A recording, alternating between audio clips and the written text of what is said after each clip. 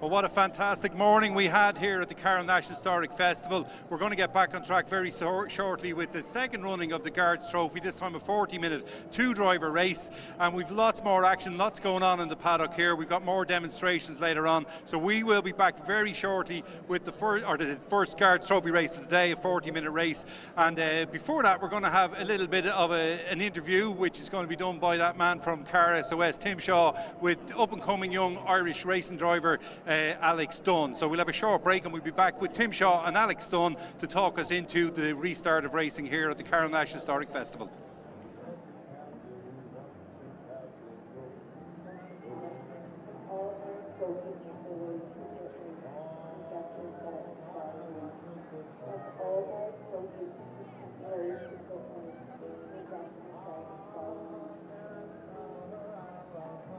This is maybe a conversation that you shouldn't be a part of, because we were getting stuck right inside this man's mind. Because I'll tell you something, as a host of the TV show Car SOS, I've been very lucky, particularly in the last year, to have worked with some very, very important people like the likes of Prince Harry, Jack Black, Jay Leno, Tyson Fury. And you get this distinct impression that when you're meeting somebody special, somebody very special, you get this sort of alarm bell that rings and something you feel like you need their phone number, you need to hang on to them. Well, I'm sitting beside a young man here called Alex Dunne. Now, Alex, I think maybe it's best for you to tell the world who's watching this what it is that you do and what you've achieved in the last couple of years, which is just phenomenal.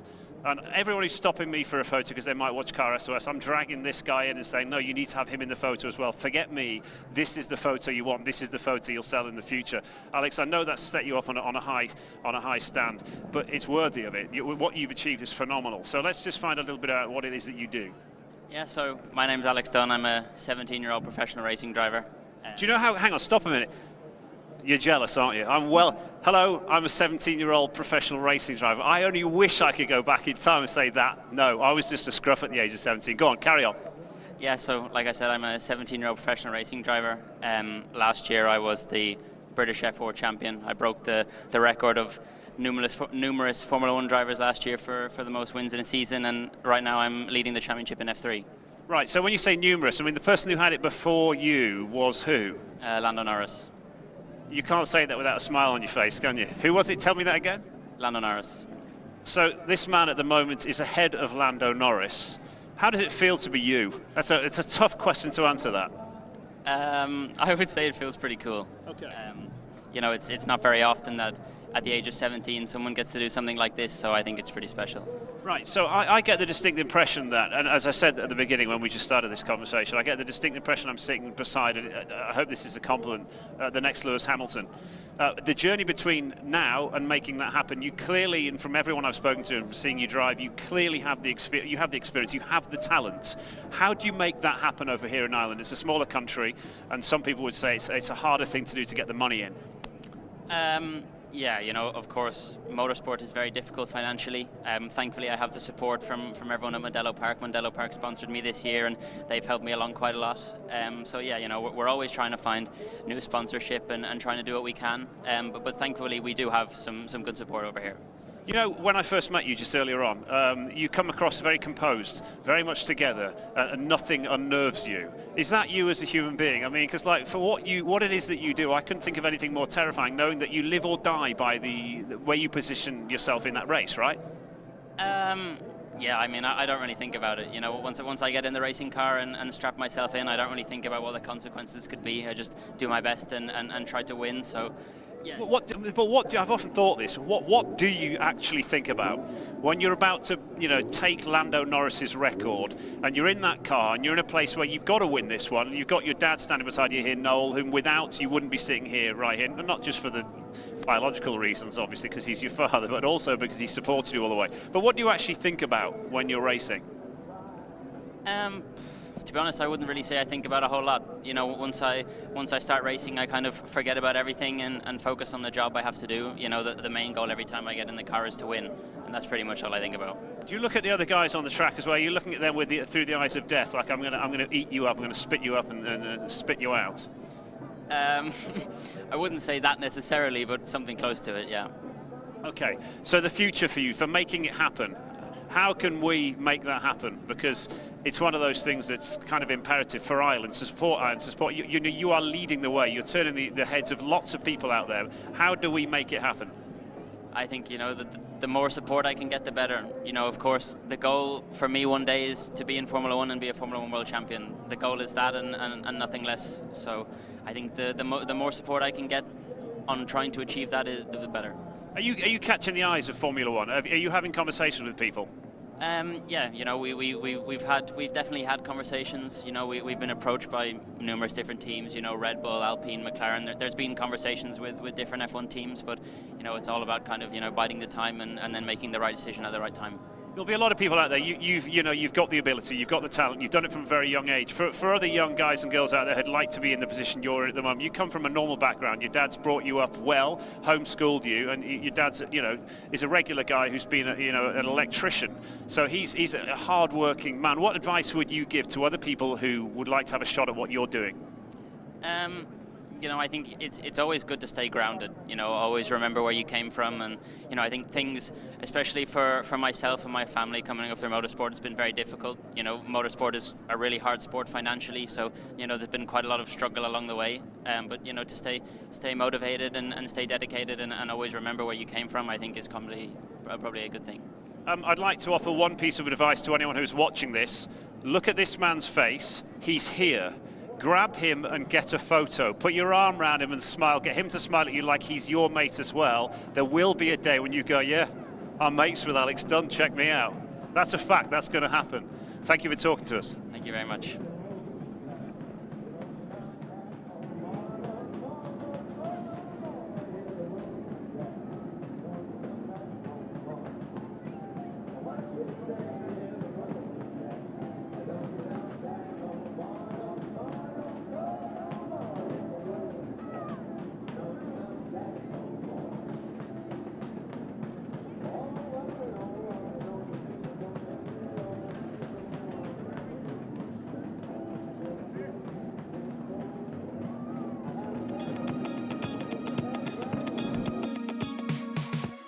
Welcome to Mondello Park, more than just a racetrack.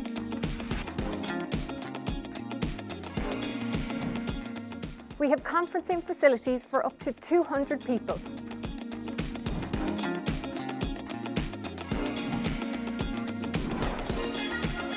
We can provide a wide range of fresh, locally produced food, from soup and sandwiches all the way up to a full 5-course meal. Test your team to work together in a series of racing challenges against the clock in our state-of-the-art driving simulators. Or if you want to try the real thing, jump behind the wheel of one of our many supercars.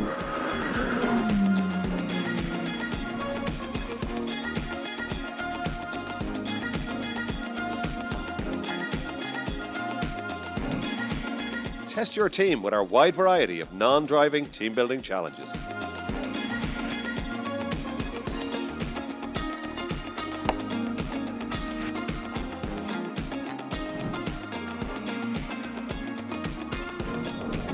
Or beat the clock in our exhilarating Auto Test Challenge.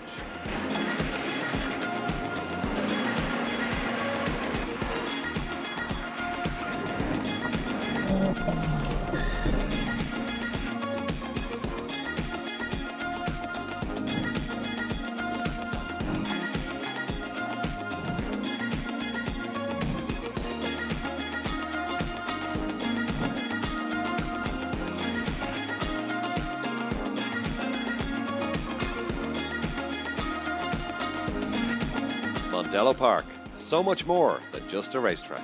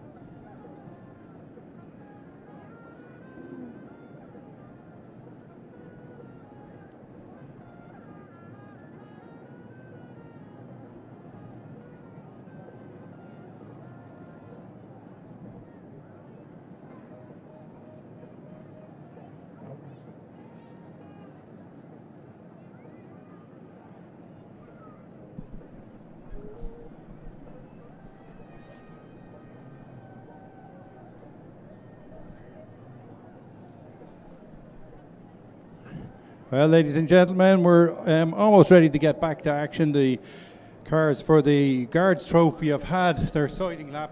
We're about to go one more warm-up lap, and then we'll be into a 40-minute race.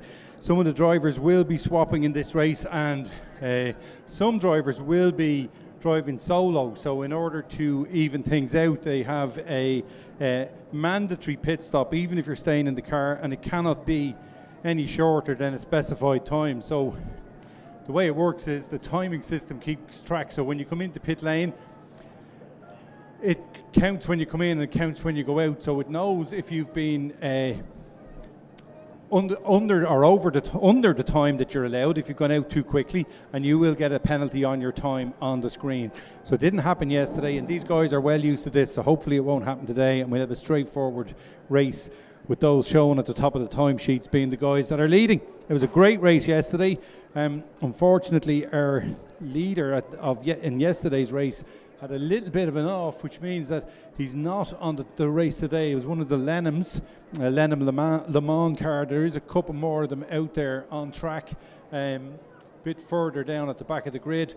But he went off yesterday, had a big off into the tyre barrier at turn 4 and ended up sitting half up on top of it, and it was quite a long delay to get him out. But it was a cracking race yesterday, so we're hoping for more of the same. Going down through the grid, our listing is number 55 on pole position, is one of a number of Chevron B8s in the race. So it's David Forsberry, I think, who's starting the race, and then he's been joined by it's Forsberry and Newell in that one, and then we've Donnelly and Owen on second on the grid, and that's Chevron B8. And then it's the first of the Irish pairings, Kelly and Doyle, who did so well yesterday, finished up third place, but with change of conditions and the pace car being out, they almost caught up with the leaders, and in the dash to the line they ended up challenging for second place, but only ending up third at the end of the race. So that's in one of the Irish-built Crossley 9S cars. And then we have the first of our solo runners, that's Hugh Coleman in a Chevron B8.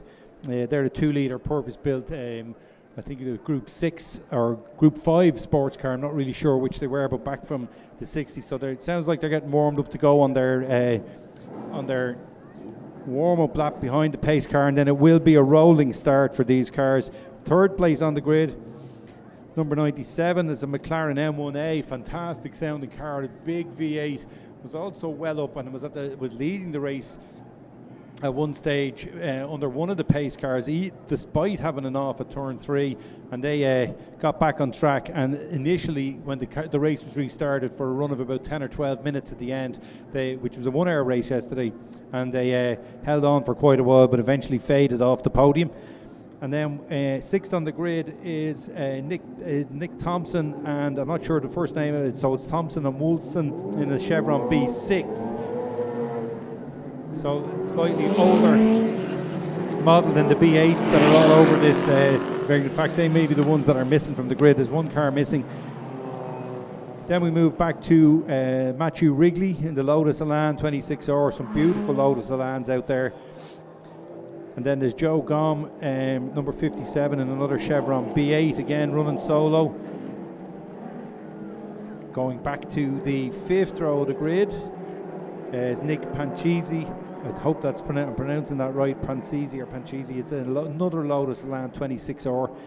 And then going back, then we have Cook and Flanagan. I think that's the Irish guys in an MG. They're not listed in the programme, but I think that's Connor Cook. I see actually he is listed, but under a different number. So Connor Cook, I think that may be the what's listed as 49 in the programme. That's Connor Cook, and I don't know who his co-driver is. We'll find it out as the names come up on the screen as they go along. And there we have moving back with one of the smaller engine cars and one of the more standard based on a road cars, the Marcos 1800 GT, and that's driven by Pearson and Grant. That's number 143. And then the pairings of Tusting and Tusting in car number 31, which is at first of the Lenhams. Lenham P69 is a very low slung car, very impressive little cars, great handling, and as I said, the leader, one of them was leading the race yesterday, despite getting caught out with pit stops. It's such a lead that even though they missed the pit opening window when most people pitted on their safety car and had to run another lap, they still managed to hold on to the lead. That's how far they were ahead, but ultimately ended up in the barrier, unfortunately.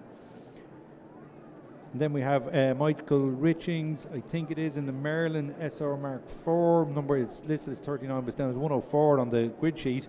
And then 111, Julian Stokes in another of the Lenhams. And then last on the grid, number 47, Clive Brandon. The Lotus 47. I'm just trying to check to see if Clive is actually out there. Looking at the cars lining up now as they come through the Vannies. I don't see the Lotus of Clive Brandon out there. And there is another MG at the back of the field, which could be the Cook one, not in its grid position. So we're just watching as they come through. The two Chevron B8s on the front row of the grid. And then we have the Crossley 9S and another B8, followed by the McLaren and yet another B8.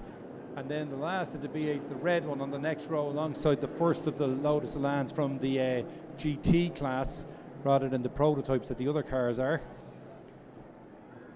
So they come around and we'll wait for the starter. As they come down the grid, he'll have to wait until they get a good way down. They have to stay together until it goes green. Revs are rising a little bit, they're getting impatient, and the lights go out and they're away. And who gets the jump? It's the man from the outside of the front row. I don't know who's in the car now. It's the to start off with, but it's the M Donnelly car. So I hope that the first driver named is the one that's out in the car at the moment. Unfortunately, we don't have Christian names for some of these drivers. They're only listed on the timing sheets here by their surname with an initial. So we'll do the best that we can to keep ahead of what's going on. So I think that's Mark Owen in the lead car, but we do know it's the number 19 Chevron B8, followed by the Chevron B8 in second place of David Forsberry, the winners from yesterday. And they have the Crossley up on top right on the back of them as well. So it's a long way to go. These guys won't be flat out from the start. They have a long way to go, and they have a pit stop window at some stage will open up, and that'll be shown on the timing screen. If you're watching the live timing on timing.ie on your phone or on a tablet or on your screen at home, the live timing will show when the pit window opens up, and they have a window through which they must complete their pit stop. And as I said, even if they're a single driver, they've got to complete that pit stop. So it looks like it's straight into the same battle that was going on at the end of the race yesterday. We've got the two Chevrons and the Crossley 9S, and the 9S bouncing across the curbs that are all taking a whole lot of curb on the inside, the second part of Brains Bends. The David Forsberry car tried to go down the outside, but he's keeping close track on top of well, apparently it's Martin Donnelly, I think, in that car first, presuming from our grid sheet that the name on the top is the one that's going first. So we think that may be former Formula 1 driver Martin Donnelly out there. Donnelly, well known to fans here in Ireland, was a big star in Formula Ford 2000. And the McLaren is keeping up with these top three as well. So we've got a great dice going on for the lead so far with the two Chevron B8s, the Crossley 9S and the McLaren.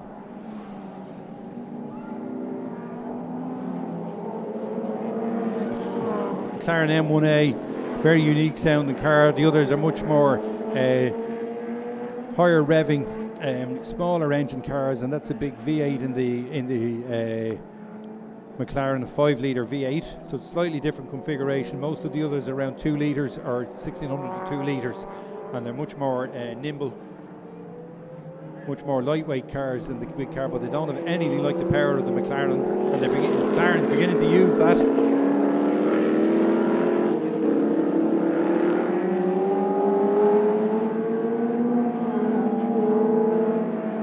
So up from 5th on the grid, Adam Sykes in the McLaren first off, holding on to starting to creep a little bit closer to the Crossley. David Kelly and the Crossley dropped back a little bit on that lap, but meanwhile up at the front, top two, Forsberry getting right on the back of Donnelly as some of the cars lower down the order trying to swap places down at turn 7A and 7B. So still it's Donnelly from Forsberry, so I think Forsberry's putting pressure on here and it's slowing the two of them down. He tries to go up the inside, Donnelly leans on him, won't let him take that just cuts off the room at the very last minute, and he has to back out of it, and it's allowed the Crossley to join right up on the back of him. Meanwhile, further back down, we've one of the Lenhams with a couple of the Chevrons. So there's Dyson all the way down the field as Forsberry goes to the outside. Try and get a slingshot and get on the inside on the way down the straight. Doesn't look like he's got enough of a drive out of the corners. They come down past the main straight to complete their second lap.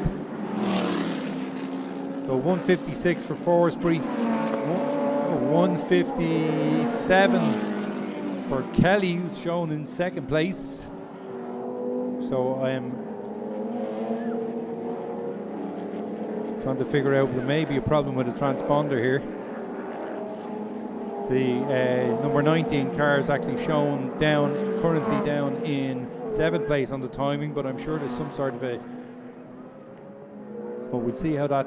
We're just looking now. It's just come up on the screen. Jump start penalty for 19 and 111. So the 19 Chevron of Donnelly's going to have to get a move on if it's going to get back up the field.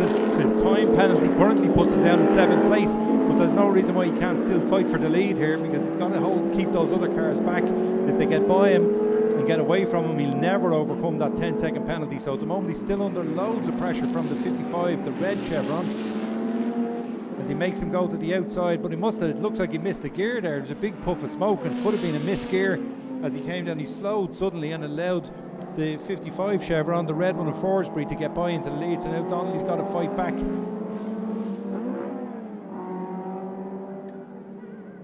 Meanwhile, it's Kelly closing up on the back of Donnelly, and it looks like Forsberry could disappear off up the road now after that. We're 34 minutes ago, just over 5.5 minutes into this race. But I think now that he's got clear, we could see the leader streak away, but behind him it's all closing up again. There's a car that was on the back of the grid coming through, and we need to pick up the number on that. So that's the 111, the other car with the jump start penalty, but he was way down the back of the grid. So 111 goes across the line, showing in having passed the McLaren. Now he's showing in 4th now, even though it does say that there is a 10-second penalty applied. So don't think that penalty has been applied yet, because he's showing in 4th, just 7 seconds behind the leader. So that may change, but he's the Stokes car, the 111, the Lenham P70, is really flying. Beautiful colour scheme on that car with the reflective silver paint on it and the stripes. It's a gorgeous car, and these Lenhams were quick yesterday. So closing on the back of the Crossley, but he really got his work cut out because of that 10-second penalty. The Forsberry 55 Chevron very quick, so he's got to overcome him and also get 10 seconds ahead of him. We'll watch the cars going through Lola corner. The Donnelly car slowed right back as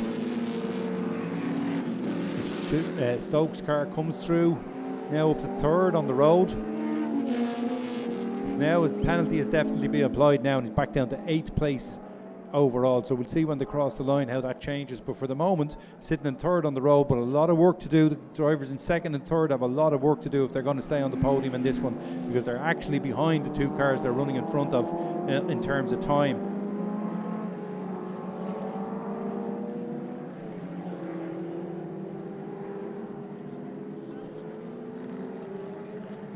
Then actually not that far behind this group again, it's another one of the Lenhams, which is, or sorry, I'm not sure which car it is. Another one of the we'll try and pick the number up now as they come through, but there is another one. It looks like one of the Lenhams closing in on the back of this group.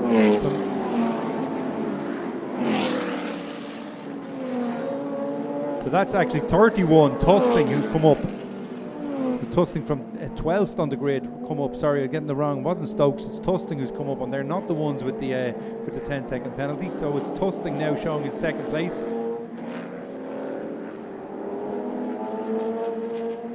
Third on the road, but shown in 2nd place.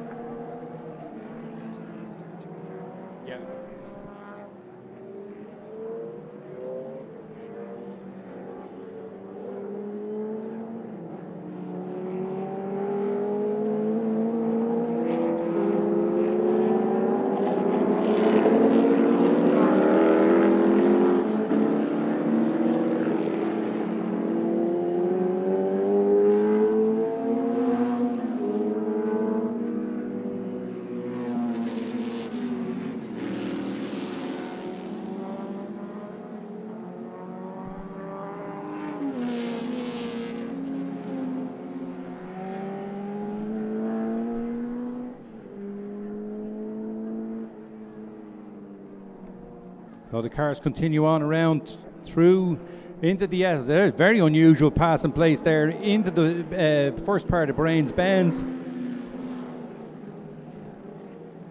So Robert Tusting up into second place on the road and second place overall. Still David Kelly shown in third place, and then it's the Soul McLaren in the field next up.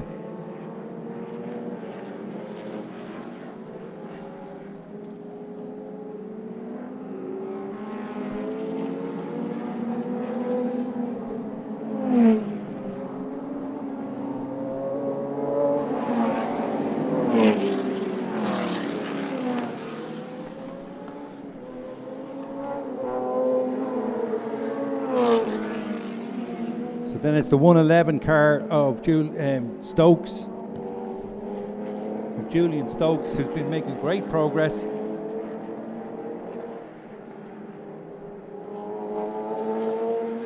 So the running order after just over 10 minutes of this 40-minute race is it's the 55 Chevron B8 of David Forsberry from the number 31 of Robert Tusting, and then we have the 26 David Kelly, the first of the Irish crews. Next on the road is the number 97 of Adam Sykes, and then it's our first solo driver out there is number 42 Hugh Coleman. So the Donnelly car is now down in 7th place, it's still down in 7th place, and the 111 of Stokes is showing in 8th. I'm looking back down the field to see if we can find the first of our sports cars rather than the GTs. So trying to pick them out as they come through Bahrain's Bends. Field going through there. Well spread out down the field, but up at the front there's still quite a battle going on as we get a change of position for third place.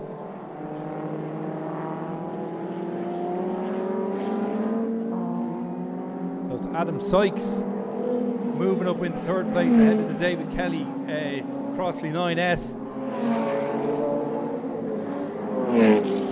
So it's the 111 Lenham Lenham P70.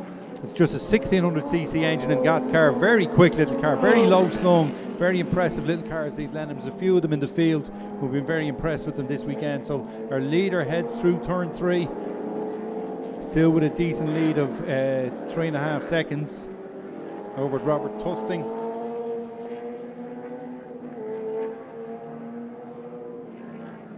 Next, coming up over the hill then, is the car that's currently shown down in 19th place, running third on the road, but they're not making any inroads into that 10-second penalty that we're given for a jump start. So the actual third on the road now is number 111 from 14th on the grid. Quite a performance by Julian Stokes.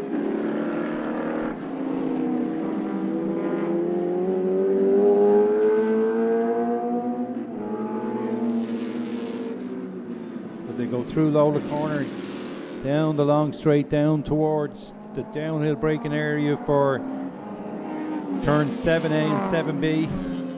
Crossley not making the impression that it made yesterday. It's through 7A and 7B. It is quick through there, okay, but the McLaren with the punch up the hill, that's quite a steep slope. You don't get any idea of it on the camera there, but the McLaren with the grunt that it has from the 5-litre Chevy engine in it, it certainly has the power to catch up with the Crossley. Crossley's much better through the twistier bits as we watch David Kelly now heading into Devaney, sliding the car a little bit, and then the McLaren comes through, and it's when it's on the exit of the corners that the McLaren really shows its prowess. But meanwhile, closing in on third place on the road is the 111 Julian Stokes, the Lenham P70. So the Donnelly car still in contention. You never know what could happen in the pit stops, but it's still got a lot of work to do if it's going to hold on to that third position. It may be third on the road, but the 10-second penalty currently still leaving it down in 5th place.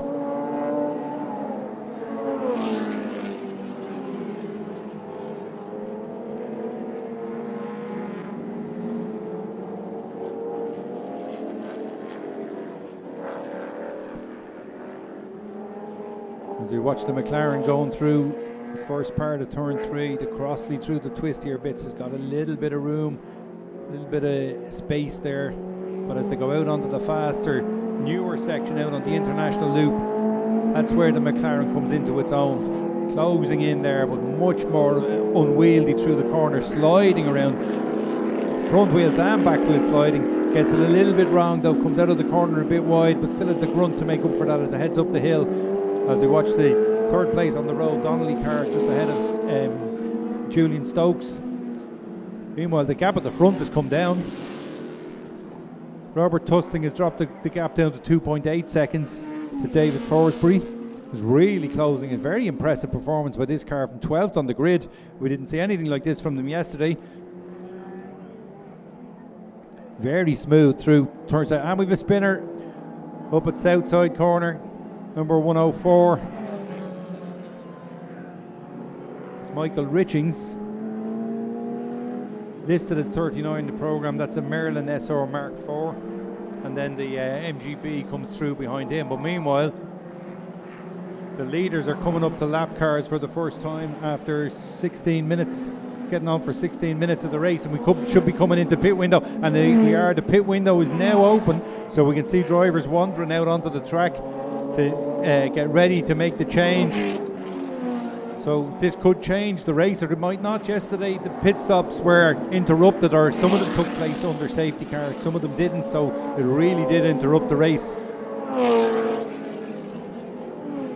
As it stands, the gap at the front is down to 1.2 seconds. Fastest lap of the race for Robert Tusting, 1 minute 53.054. Closed the gap down to 1.2 seconds, just the right time to do it. It'd be, for him, the idea now would be to get into the pits right on the tail of the leader. Leader comes in, he'll probably follow him in. Although it could make even more ground here as the leader gets tangled up with the back markers. The Cook MG gets in the way. Connor Cook inadvertently got in the way. He was trying to pull to the left to get out of the way of the faster car, which also went to the left. So unfortunately he's been slowed even more, and that's let the Lenham P70 close right in now, and he's putting a lot of pressure on him coming in. If they come in the pits together, there'll be a lot of pressure on the crew for the Chevron in the front to hold on to that lead. So we'll see now, we could see the first of our pit stops as they come up through Bahrain's Bends. And our third place driver is also catching the slower cars there.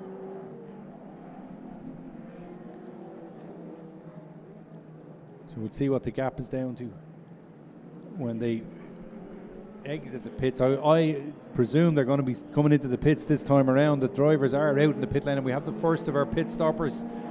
But the leader goes on, and the second place man has made his pit stop. So this is going to be interesting when he rejoins, where the Chevron B8 rejoins in relation to him. But the Lenham, they're waving at him to carry on up the pits. So Robert Tusting will be getting out of the car, and it's Ben Tusting to get in.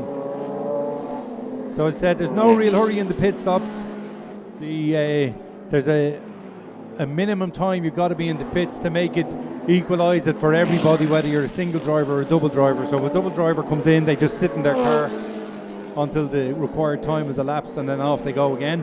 And here we see Ben Tusting being strapped into the number 31, taking their time to do it properly, make sure that everything's done up tight because they're in no hurry, checking the tyre pressures, which have probably gone up, probably up too high, just dropped them a little bit usually.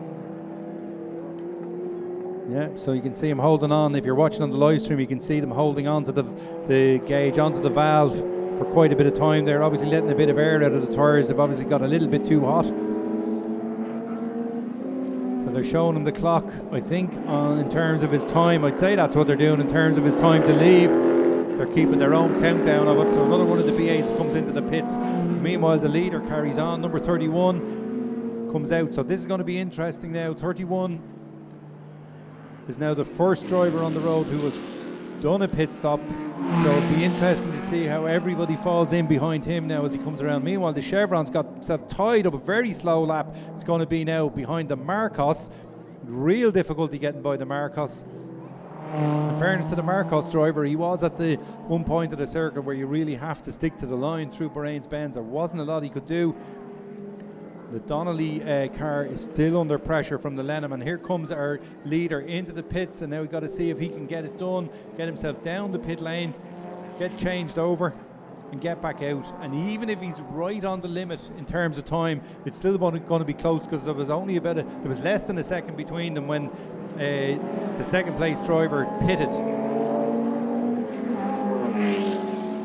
A little bit more difficult to get in and out of these chevrons, as you can see, a bit of a struggle. So I'd say they're delighted that there's a minimum time you got to be in there. You can see the cars are less than waist height for these drivers, so it's a bit of a struggle getting in and out, and also quite a stretch across for the other member of the team to do the belts up on the other side. So we'll see now. We're watching out for our the first driver on the road who's actually completed his pit stop,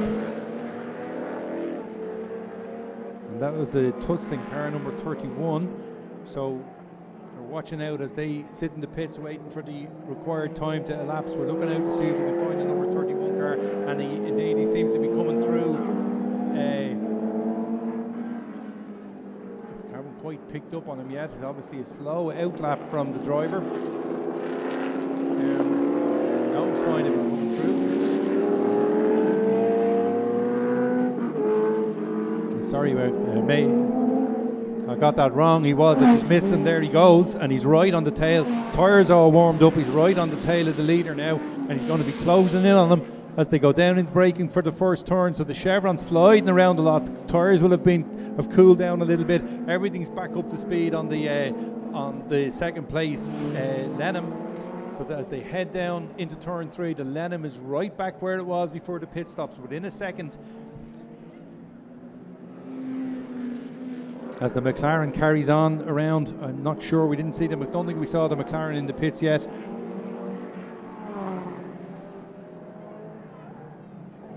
So still on the road, they haven't done their pit stop yet. It's Martin Donnelly in the Owen and Donnelly car. So they will be coming in now shortly. They will have to, or they'll run out the pit lane have a closing time. So everybody coming into the pits now as the McLaren continues on down the straight and goes into the lead of the race. So the McLaren is now leading.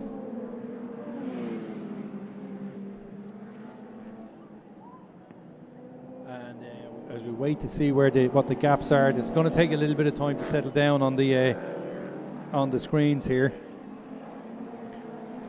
Currently number 6, Nick Thompson, the Chevron B6, shown in second place. So obviously he hasn't pitted either. But now the leaders are right close together. Well, what we think will be the leaders once all of this is settled down. The Chevron B8 and the Lenham, and the B8 is going to run off the road through Paddock Bend, right out over the grass. Really being pushed hard. The driver new to the car obviously hasn't adapted as quickly. He's one less lap in the car than Rob Tusting. So Tusting is now taking the lead. What a drive. Great performance there as number 19 and 111 head back out. And the driver in 19 is Martin Donnelly, who will come in, and it's Mark Owen now who's in number 19. And he's got his work cut out, shown down in 5th place as the Crossley comes down to the main straight. And they're currently shown down in 26th place. Sorry, in 8th place, number 26, down in 8th place. Well down, so I don't know what happened there. Maybe they had a slow pit stop, or maybe they're just waiting for a bit of the pit stop action to settle down, but they're now behind the 2 cars with the 10-second penalty. So I think it is possible that they haven't pitted, or that some of the cars ahead of them haven't pitted yet.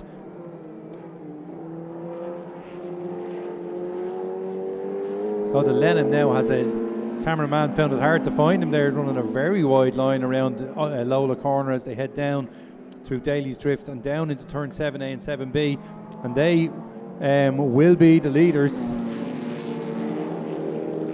when it all settles down. So they're out now around Devaney's Bend, or heading up towards Borain's Bends as the pit stops continue. And here we have our second place driver now, and that's Mark Owen, who's got the job of trying to haul in Ben Tusting.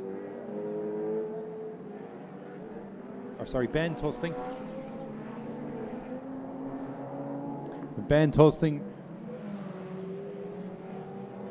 And obviously that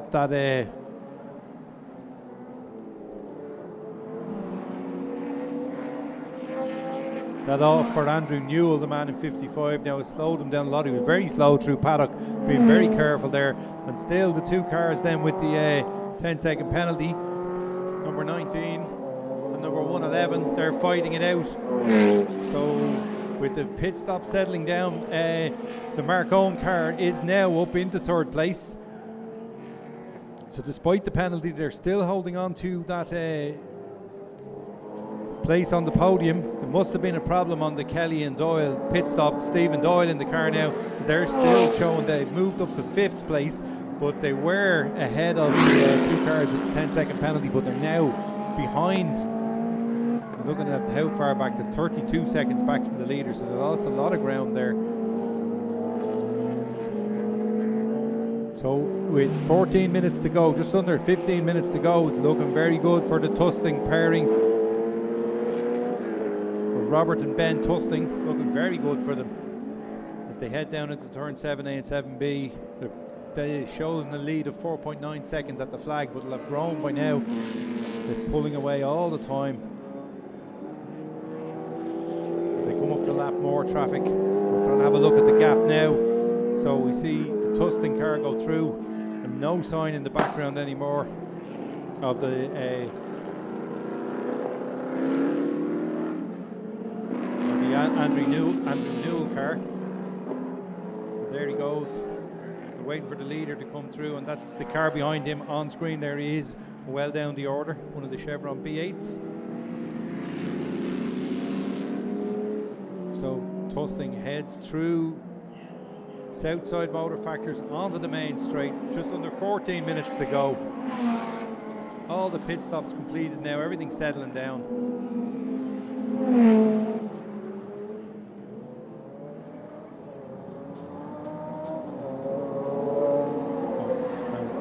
Andrew Newell, second place. See if we can close that gap. It's currently 5.4 seconds. He did have his one less lap under his belt than Ben Tusting.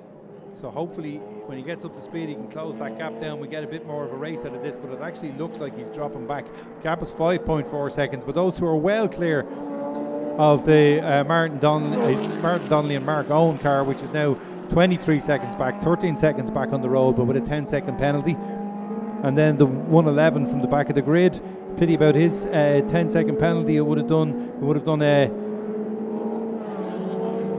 been a great performance. Julian Stokes and Westy Mitchell. Westy Mitchell in the car at the moment. As we watch the leader once again heading down into turn 7A and 7B. Cross the curb, let the car run out to the outside and back, and just clip a little bit of the curb on the inside. You don't want to hit too much curb there and get pushed wide. The bank is very close to the side of the road. Then it's up into Bahrain's Bends, a late turn in, keeping it over to the right and then back to the left. And the Chevron B8s are taking a lot of curb, but this Lennon P70, they don't take the curbs at all. Stays well clear again. Very neat and tidy car though. And round to complete another lap, and I would say that gap has grown. Andrew Newell car definitely further back now, pushing a little bit harder through turn 3 now, but the off of turn 3 earlier was a double whammy as he lost time the first time when he went off, but then the second lap he was very tentative through it. He got a bit more up to speed now as the gap goes out to 6.6 seconds. Meanwhile, the Mark Owen car has pulled away from the Westy Mitchell, so the 111 car is dropping back. Looking out on the road to see how far back on the road the David Kelly car is, or sorry, it's Stephen Doyle in it now, as he comes through, followed by the 42 of solo driver Hugh Coleman. So they're under pressure from Hugh Coleman, but Stephen Doyle knows his way around this place. Coleman has the lights on, so he obviously feels like he can catch up. It looks like we have a safety car out. We can't see the reason for it, but we do have a safety car. So wait to see if our cameras can pick up where that is. We see safety car going around, heading through turn 2, the BMW Ireland safety car. I'm not sure if they've picked up the leaders. So this could be a long safety car session as they get it all sorted out, and we've just 11 minutes left. They have not picked up the leaders, so they're going to have to let a lot of cars go by. They've actually picked up the 5th place driver.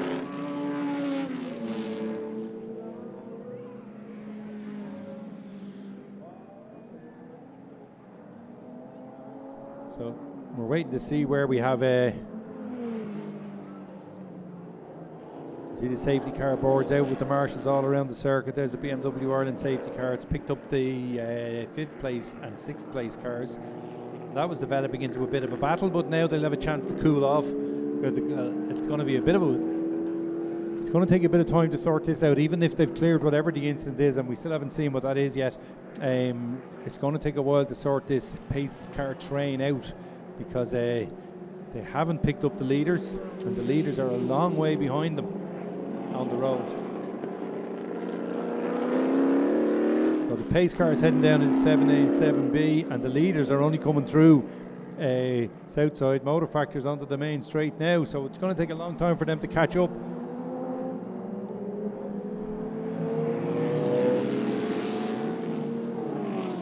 So the safety car is now slowing right down to allow them to catch, and also waving those cars by. So they'll have to stay in formation as they come around and join back up on the train again.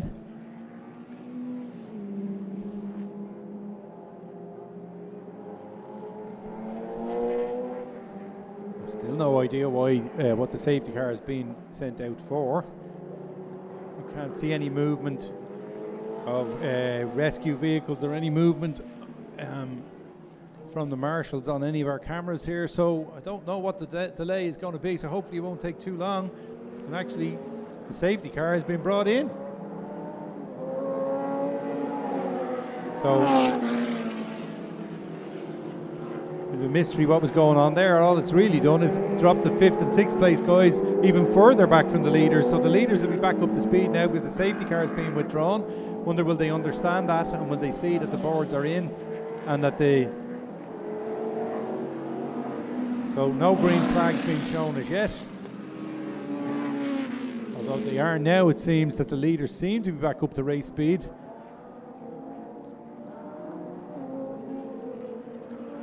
As they're heading out of 7A towards Bahrain-Benz.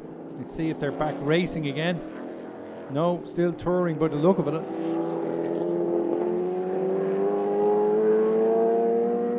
So it will probably be that they'll get the green flag when they get back to the start line. But it's so far, I don't see them getting back up to speed. No, it's still coming through relatively slowly. Although they do appear now to be back up to speed. So, a little bit of confusion there for a minute, but with just 7.5 minutes go, we're back to racing. We've still got the Lennon P70 of number 31 in the lead, followed by the Newell 55 Chevron B8. Then as a gap back to the two drivers with the 10-second penalty. That's Mark Owen and Westy Mitchell. And then the guys who got delayed, but it wasn't going to affect their overall positions, but it's meant that they are much closer together on the road. Hugh Coleman and Stephen Doyle, and they've actually swapped places now, with Hugh Coleman streaking ahead up to Southside, but then the lighter, smaller Crossley 9S closes in on their braking. So he's right on the back. This will be a real challenge now for Stephen, well used to driving historic cars of various types around this track, and he's trying to close back down now on the Hugh Coleman Chevron B8 in the Crossley 9S, the Northern Irish built Crossley 9S, as we watch the Lennon coming through Lola corner, already building that gap again that he lost due to the deployment of the safety car.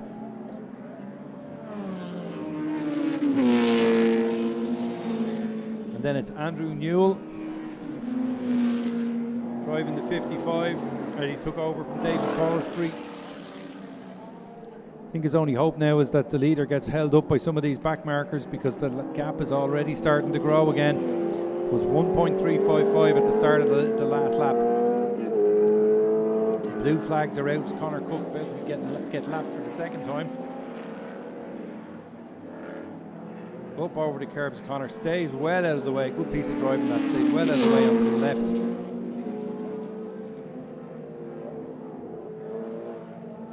It's actually Kevin Flanagan who's in the car at the moment. It was Connor who was in it earlier. And we've a spinner at paddock. So we can't see who that is, but they were it spun right across the road onto the right hand side of the road as we were looking down from the south side corner. So there's a spinner on the road at paddock. Hopefully that'll be cleared. Just looking to see. No, still stuck there in the entrance to the pit lane actually at the moment. So you can see he's trying to get himself going again. Is that 111? It is 111, the car that came from almost from the back of the grid. And he appears to have a problem. It could be a suspension problem or something. The car seems to be snaking on him, so it's possible that off was caused by a mechanical rather than anything else. The hand's in the air now as he comes down the main straight. So hopefully he'll be able to pull in at the end of the main straight. That's an awful pity for car number 117, being driven by Westy Mitchell. They'd almost made up for their jump start and were challenging for that podium place. But now that's been handed over to Mark Owen and Martin Donnelly. So we pick up the leader. Gap 2.3 last time they crossed the line. Definitely over, closer to 4 seconds now.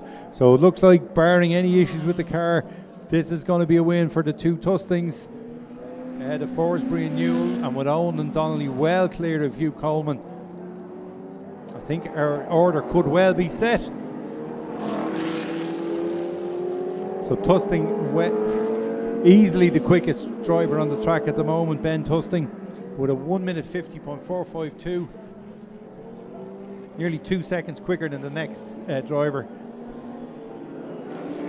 And he picked up over a second on Newell the last time around. Here he comes down to complete another lap. 3 minutes 59 to go, so that's 3 laps to go, I'd say.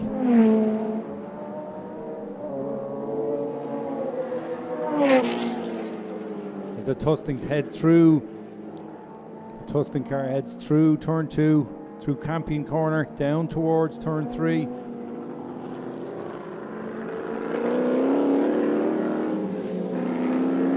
By the Beacon Hospital signs there, on the inside of turn 3. As we wait and watch, well, we're not going to watch this time. We just caught a glimpse of the number 55 car in second. With Andrew Newell on board, there he is. I'd say at this stage he's just trying to bring it home. The Donnelly car, it's now the Mark Owen car. Mark Owen and Donnelly is closing in on them, but he's got a lot of work to do. It was 15 seconds behind, which means he's 5 seconds behind on the road, but with a 10-second penalty, so he's got a lot of work to do. He's going to make that time up. Probably will catch him, but I don't think he's going to make up the time for second place. So it looks like the order at the front is fairly well settled now. Just got to get these cars to the flag. And a beautiful silver Lenham P70 comes through the first part of Brains Bends.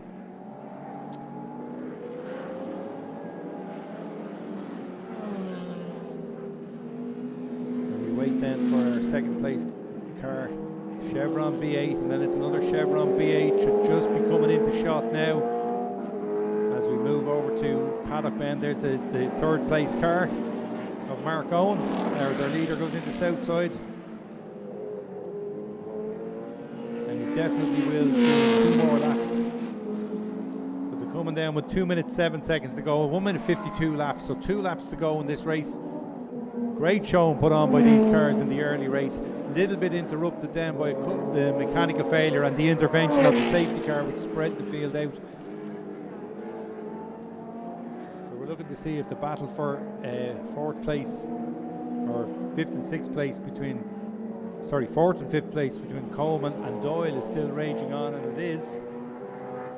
And Crossley tries to go up the inside at the Vannies. Coming down through Paddock Bend now. Chevron B8 still holds the advantage. Lights on to show Connor Cook's co-driver, Kevin Flanagan, that they're coming. But he needs to watch out what's behind him, not what's in front of him, because Stephen Doyle's on a mission here. He's going to try and get this place back. Held it for a long time until they were slowed down by the safety car, and since then he's been behind. So he's got 2 laps left to try and make the difference here. by the Flanagan car quickly enough, so that hasn't really disrupted the battle. But the Hugh Coleman car streaks away on the way down to turn 3. Stephen Doyle following him through, trying to close the gap, but it's not looking like he can at the moment. Meanwhile, at the front, the gap is out to 4.47 seconds. So this is the only real battle on track at the moment.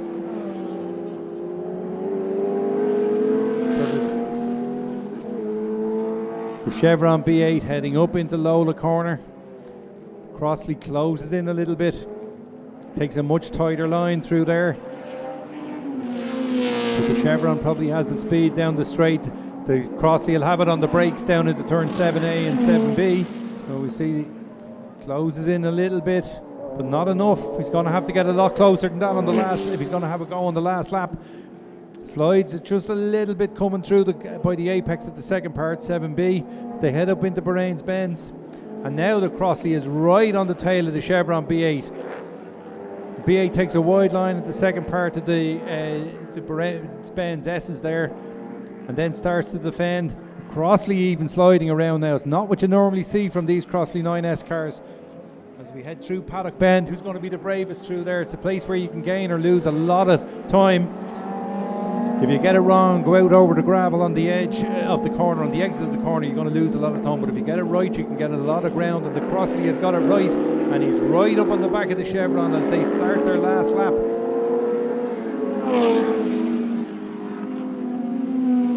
So David Kelly and Stephen Doyle managed to get onto the podium yesterday. They're not going to manage that today, but they both take 4th place.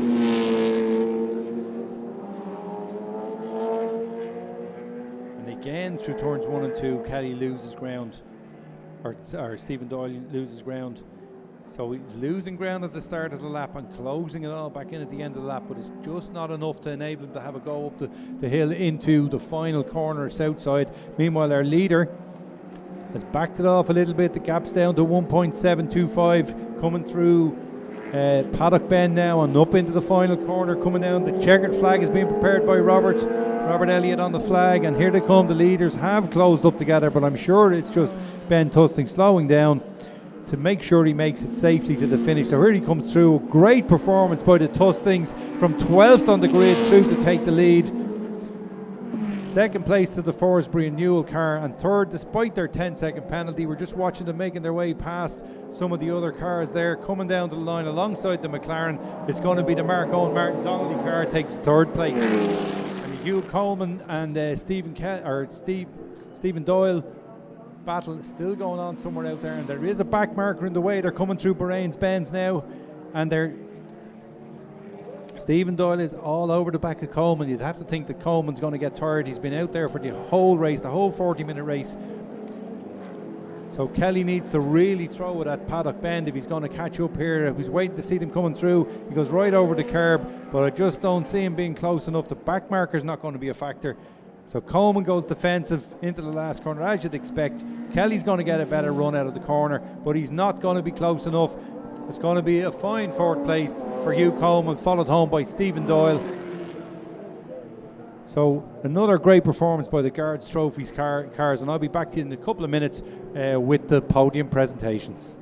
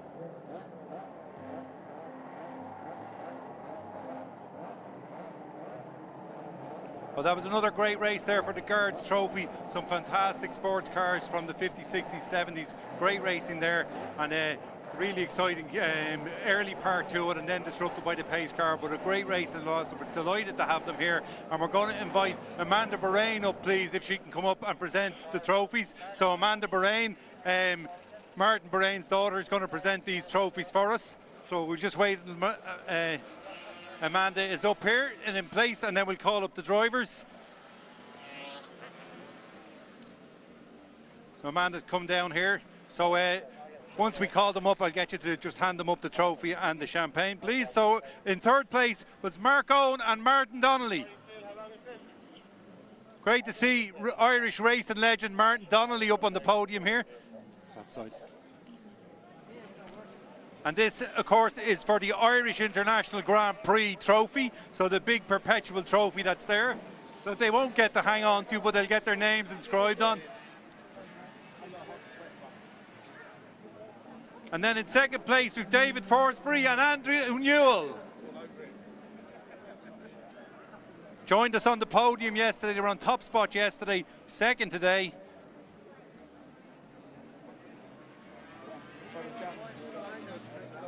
Another good performance by these guys with the chevron. So second place. And then our winners, Robert and Ben Tusting. Great drive from well down the grid. Fantastic performance to come through and take the win.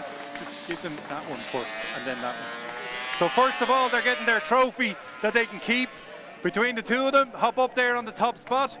And then Amanda's going to hand over the Irish International Grand Prix trophy, a fine big trophy that we inaugurated a couple of years ago. We handed over there to the two of them. So well done to our top two in the Guards Trophy second race for the Irish International Grand Prix trophy. Let you finish. So we'll have a quick word. Well, I don't know if we can have a quick word with Martin Donnelly. There's never an Irishman you can have a quick word with, but Martin, it's great to see you back in Mondello and up on the podium. Well, you know, it's been a long, long time. I mean, most of these guys were done about 40 years ago, you know. But it's a great atmosphere. Fair play to the organisers. They've got a great turnout today. Thank you to Mark and the team at Odin Motorsport for giving us a great car. To Andrew. It's been a fantastic weekend.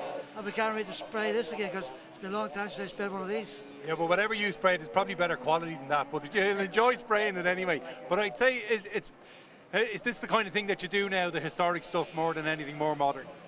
No, I've more or less retired myself until I got a phone call from Mark. But I do the stewarding at Goodwood for the members meeting and revival. So it's a good way to go for a weekend and follow it with your friends, you know.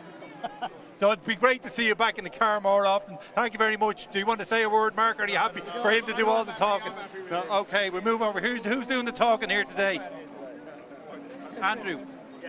Andrew, I got it right after yesterday. You were made do all the talking yesterday as well, weren't you? No, Dave did it all yesterday. I never thought we'd get him off the microphone, actually. No, what a brilliant weekend. I have to say, we've never been here before. Probably one of the best tracks in Europe. Absolutely fantastic. Little gem hidden away. Great place. Okay, well, we'd love to have you back again, so maybe we can get the Guards Trophy back again someday. We'll be here for sure. We love your cars and we loved your performance today. Thank you very much. We're glad you enjoyed our circuit. Who's going to do the talking, Robert or Ben? And you are?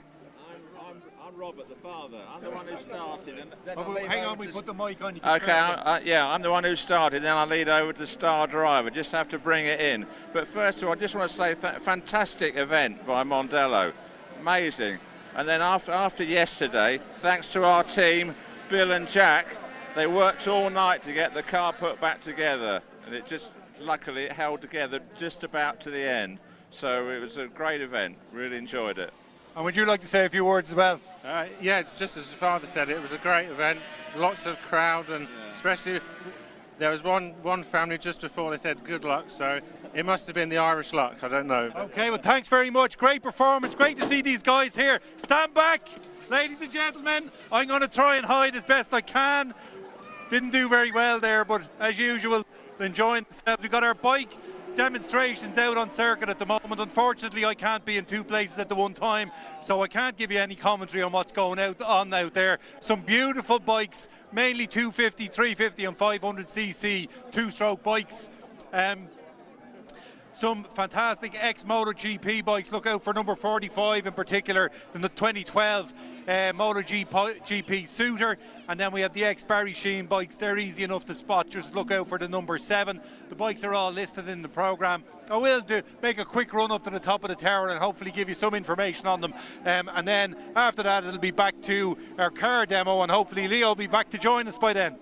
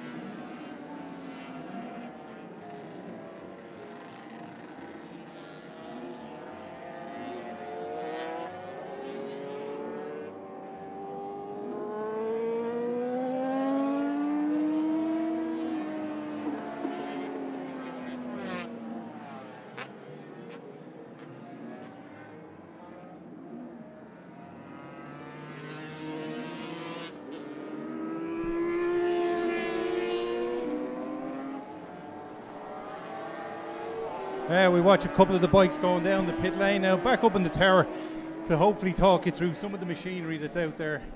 Looking out specifically for the ex-Barry Sheen bikes, number 7 that have been brought over from the UK, and also our UK visitor Ian King as the number 2 bike goes down the straight there. That's an ex Joe Miller Racing MotoGP bike that was ridden by Eddie Laycock and Jeremy McWilliams in Grand Prix. And a lot of these bikes that are out here have histories going back a long time.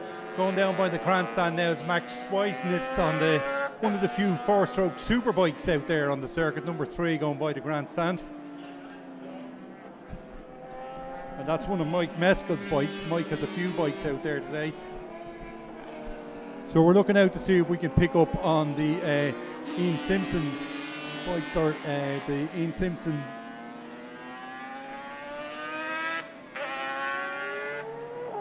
there's the MotoGP bike, the 2012 MotoGP bike of Robin Heathcote. That's the Souter MotoGP bike. And unfortunately, it looks like I've missed a lot of the session because I wasn't available to commentate on it, but I hope that you enjoyed seeing them go by. That's going down by the grandstand now is a brand new TZ250. It's been sitting in a box since it was built way back, and it's only been unboxed and taken out, and there's virtually no mileage on it. And it's owned by Dennis Clancy, who said he'd never ride it, but then he finally gave in and he's taken it out, and he's had a great time on it here this weekend. And he probably devalued it because it's not in the box anymore, but he's having fun on it, which is probably more important to him. I'd say we'll get a lot of the riders coming in now because it looks like there's a bit of rain coming down, and the last thing any of these riders want to do with these very expensive bikes and very rare bikes is to let them drop. And there's Dennis' brother Carl going by on his ex-Dennis Trollope Racing TZ250, and then we've one of the older 350 Yamahas. Most of these bikes 2-stroke engine bikes rather than the 4-strokes that we're used to in racing nowadays. So hopefully they'll all make it back in safely and get them back down and on display down at the back. As I see Clifford Stewart's already pulled his bike in. He's not running it anymore. See that down, and there's another one heading into the pits. So I also see the ex-Miller Yamaha. I think that's I'm not sure who's riding that, pulling into the pits very slowly. These bikes will be out on slick racing tyres. I think that's Mike Meskel on his Rock Yamaha coming through the final corner. It's not actually, it's Kieran Donnelly on the ex-Eugene Donnelly Gene Donnelly bike. So there's a few bikes out there that are in Miller colours, and that is a genuine Formula 2 World Championship bike that was ridden by Gene McDonald. I said Donnelly a minute ago. Gene McDonald, so it's Kieran McDonald.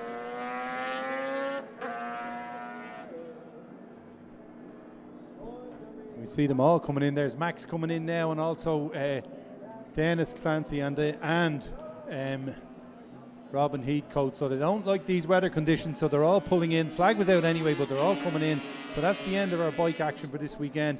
Big thank you to all the guys who've brought their bikes here and put them on display. If you want to get a closer look at them, go down the back of the paddock, down by the back of the garages, and right down at the very end you'll find them all clustered together, a little family of bikers down there at the end. Some beautiful bikes on display, so thanks very much to all of them for coming and supporting us. And we'll be handing over now to the car demonstration, and Leo should be back to talk you through that.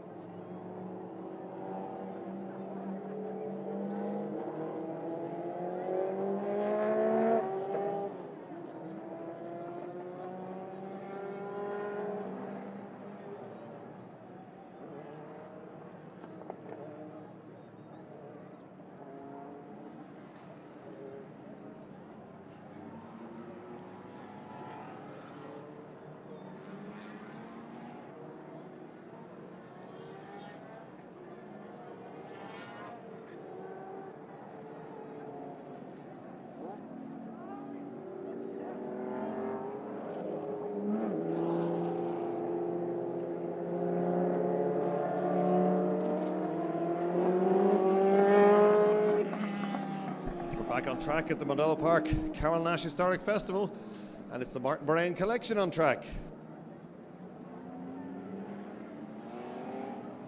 So David Kennedy, there he comes in the Ford C100, the car that Ford built to try and beat Porsche at Le Mans.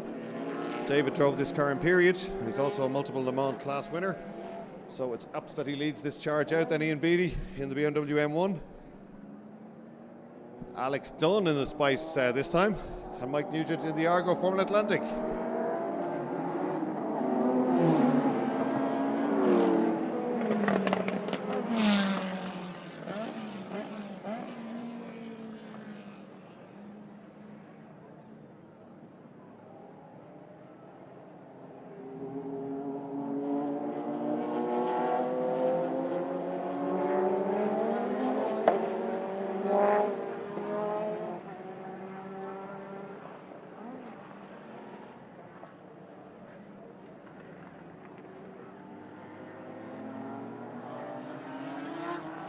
So a few spots around on the camera now out of turn 3 as the cars come back up towards us, all on slick racing tyres, and not exactly new slick racing tyres. These are museum pieces, so it's just a demonstration run. But David Kennedy having great fun today. He spoke at the lunch for the Mondello Park guests just a few moments ago, and then put on a suit and jumped into this car. Ian Beattie, the sporting director here at Mondello Park, does loads of work, also involved in the running of this race meeting and taking a few minutes out to have a go in this BMW M1. Ian is very experienced at handling the museum cars. He's driven many of them. He's driven this particular car on many occasions. The BMW M1 is a car that BMW built to take on Ferrari, Lamborghini, Maserati as a road car.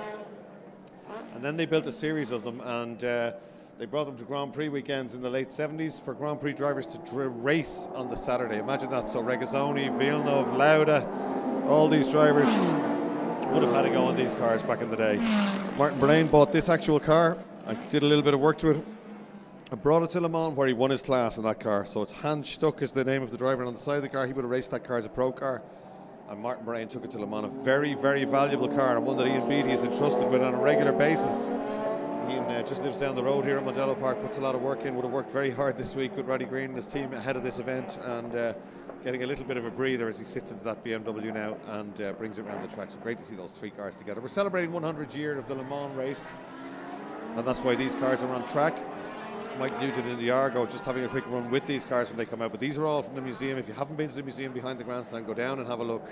It's absolutely fantastic. So David Kennedy now and Alex Dunne in the two Le Mans cars from the Group C days.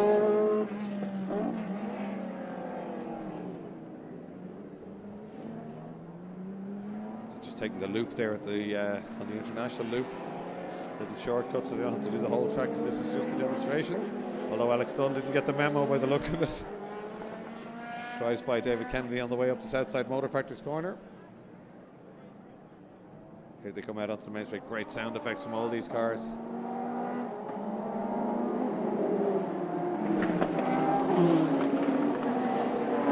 The Spice is powered by a 1.9 turbocharged engine, somewhere around 600 brake horsepower. So huge power, but a lot of lag in the car.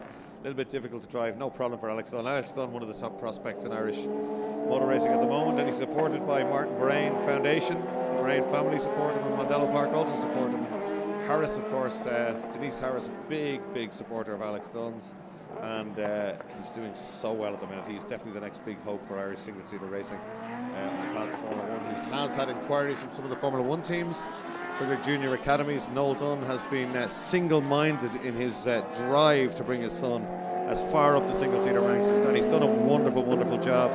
He's gone through karts, he's gone through various different classes. He's now in GB3 in the UK, so pretty much British Formula 3, and he's winning. He had a tough start to the year, wasn't really working, and they checked the car out and found out that it was a crack in the tub of his car. They changed the tub, and straight away he started blitzing everybody. So it's a throwback to the 70s, to Derek Daly, to David Kennedy, to Tommy Byrne, people like that. Irish talent really on the world stage, and Alex Dunne doing superbly. There's the checkered flag for Alex. He goes by David Kennedy next through. Then it's Ian Beattie in the BMW M1, and Mike Nugent in that beautiful Formula Atlantic car, the Argo. That's worth a look if you get a chance. In fact, all these cars absolutely immaculate. All the cars in the museum are running, and the ones that aren't, well, all the cars bar a few, and the ones that aren't are there are plans to get them running. So the Sebastian Bourdais Indy car, the McDonald's sponsored car, relatively modern, well, in relative terms. That car will be running soon. The Porsche 962 that we have is away being worked on. That was supposed to be back for this weekend but wasn't ready in time. The MG Lola, the famous car that nearly won Le Mans, is also away in the UK, having worked on. Those cars will come back. They will be back running and they will be back on track for demonstrations such as these. There's David Kennedy. David Kennedy, a man with a meteoric 1600cc Formula 4 career up through, won the European Championship, Irish Championships, raced everywhere, and then Formula 1, got all the way to British Formula 1 and almost won the championship, and then got a few Formula 1 drives. He did race in Formula 1, but he didn't get a top-line drive, so he went to race sports cars and had huge success in sports cars. So David Kennedy now very much involved in the management of Mondello Park, and Howard Dawson, who we're delighted to have here today. And then he comes back into the pits in the Ford C100. Worth a Google, that car. I think it's very, very valuable. That's the car that Ford built to try and beat Porsche and take a Le Mans win.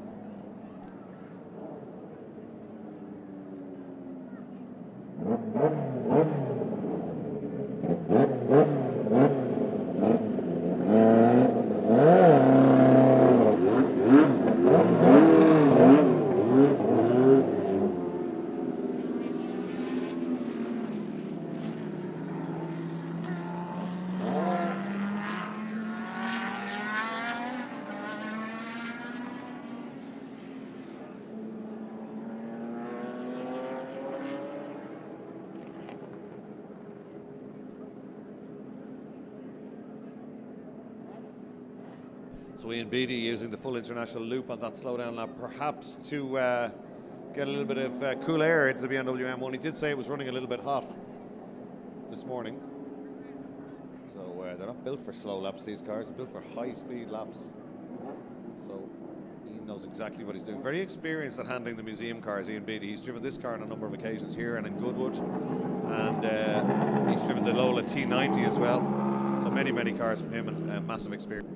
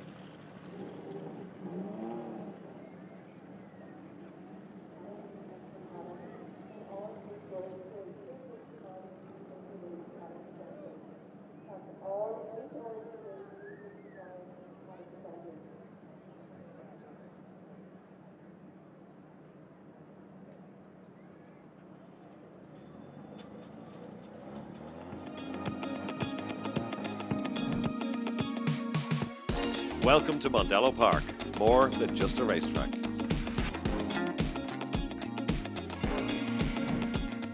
We have conferencing facilities for up to 200 people.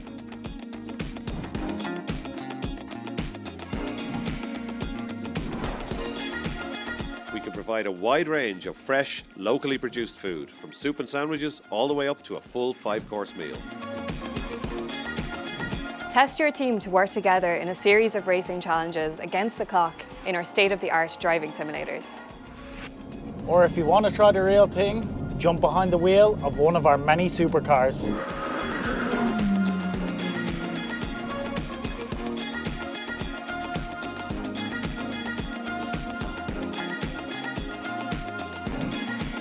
Test your team with our wide variety of non-driving team-building challenges.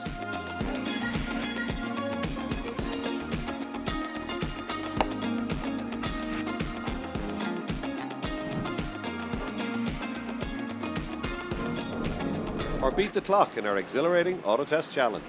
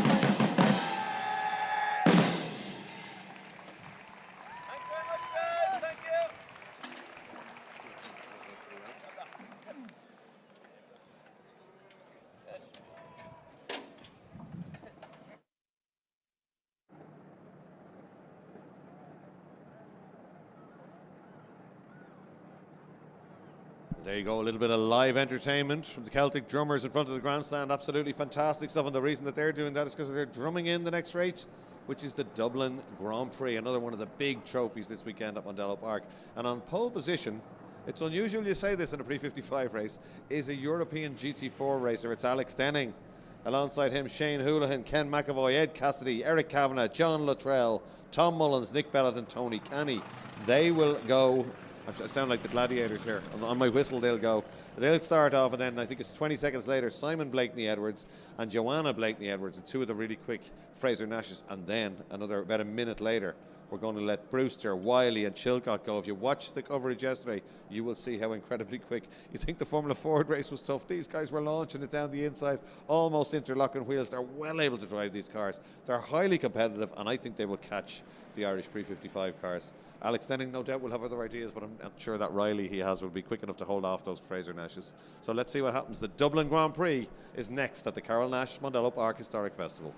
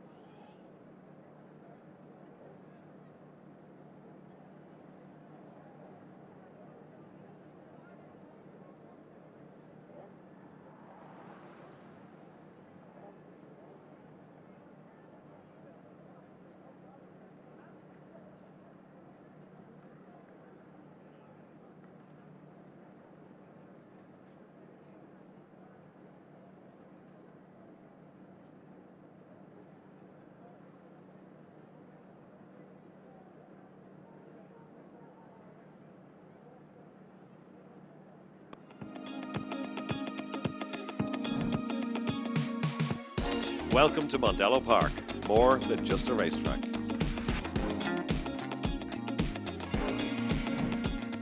We have conferencing facilities for up to 200 people.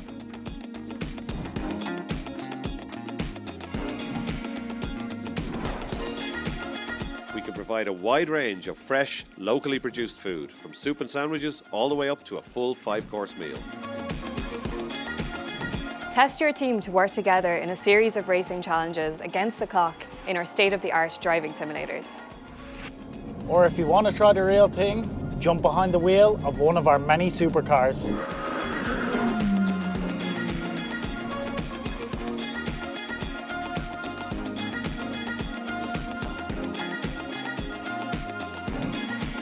Test your team with our wide variety of non-driving team building challenges.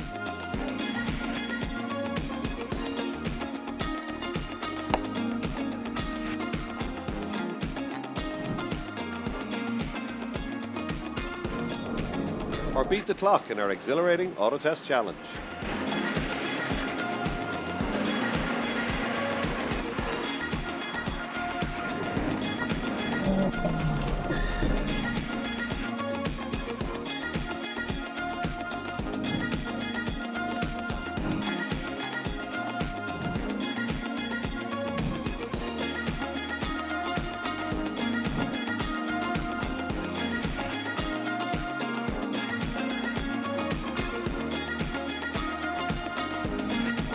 Mondello Park, so much more than just a racetrack.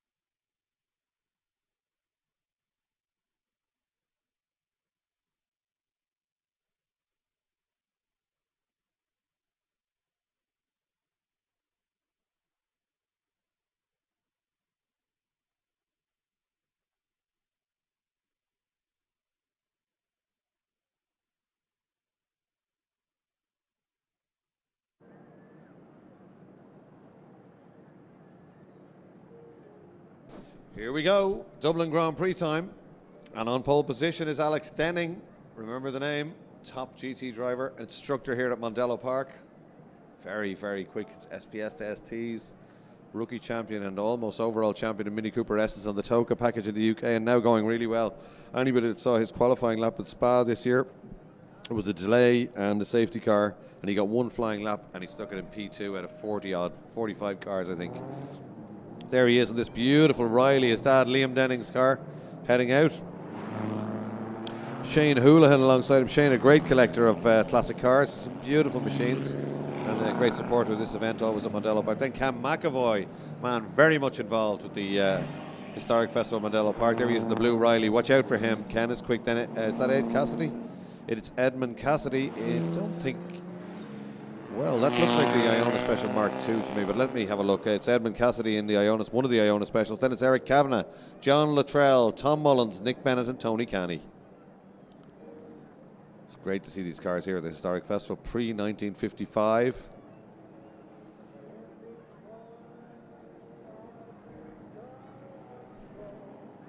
I'm almost sure that's the Mark II Iona Special, but I might be wrong that Edmund Cassidy is driving. Somebody might correct me with a WhatsApp message. The wheel is slightly bigger than we remember. So Alex Dunne will be absolutely loving this. He loves getting behind the wheel of anything. Very, very quick.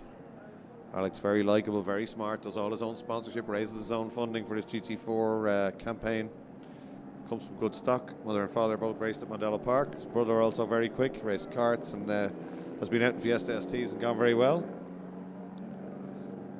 Here he comes, Alex Dunne now.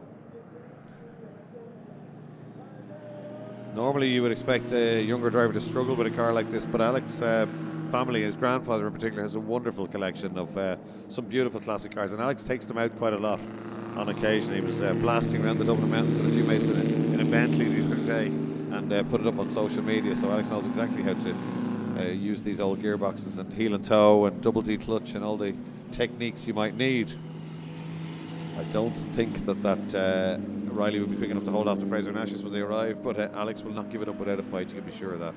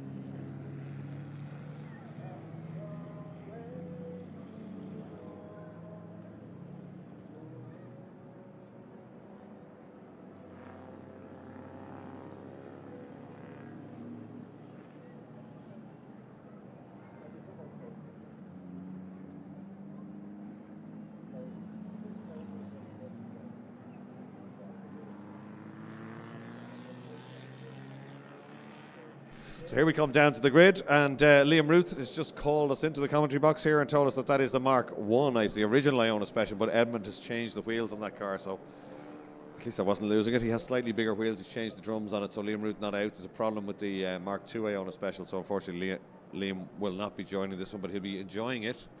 Now down on the grid is Tim Shaw. We met Tim for lunch earlier, and he's going to go out and chat with these guys. So Tim Shaw, in a couple of minutes' time, is going to go out on the grid and have a chat with some of the drivers, which is going to be well worth looking forward to.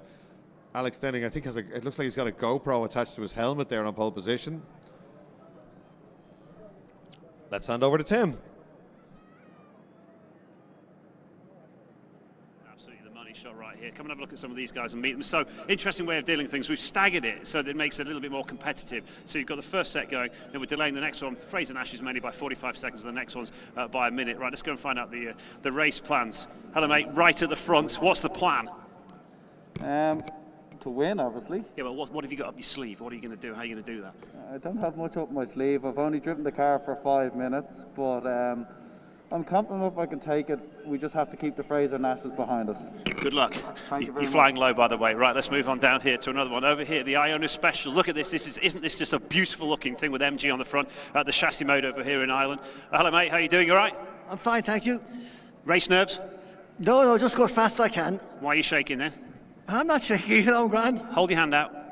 There we are. What sort of plans have you got? Just go as fast as I can.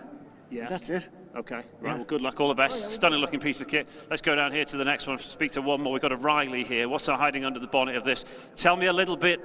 Can you tell me a little bit? Can you manage that? Let me help you. Can you do it? There we go. Tell me a little bit about the car.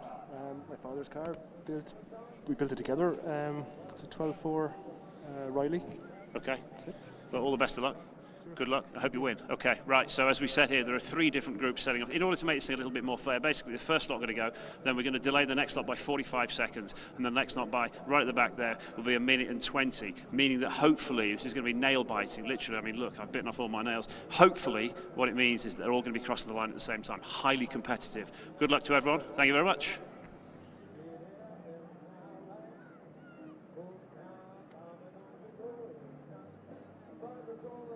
Great stuff. Thank you very much, Tim. And it is wonderful to have Tim here at Mondello Park. And we just met him at lunchtime earlier. An absolutely wonderful guy and an absolute enthusiast. Stop him in the paddock. Take a selfie with him. Have a chat with him, because he is giving time to absolutely everyone this weekend. He's an ambassador for Carole Nash. We have carolenash.ie here. They're down beside the podium if you want to have a chat with them. Lovely people, and do really good deals on your insurance, your car insurance, your classic insurance, all sorts of stuff. So do have a chat with them.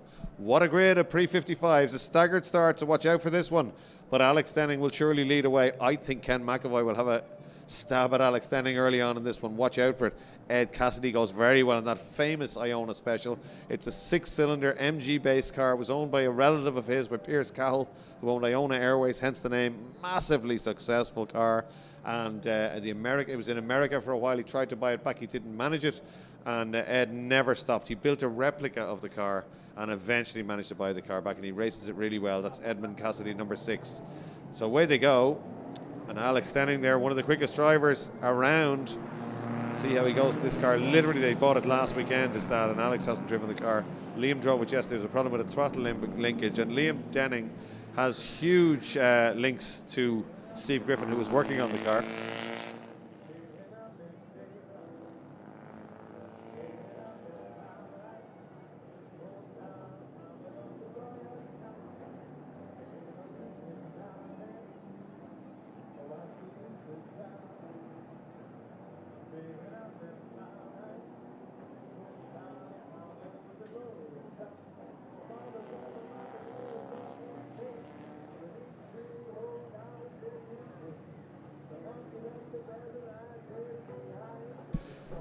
So John Naylor and the Motorsport Ireland Rally Academy crew coming up to join us, and they're going to have a look at this one from the balcony. So great stuff. Mind the wires. Martin Kavanagh from See It Live won't be happy. Oh, Art McCarrick in a wonderful Rotman's jacket. Absolutely period dress. Typical Art there. He's a big rally fan. Great to see it. So Motorsport Ireland Rally Academy with us.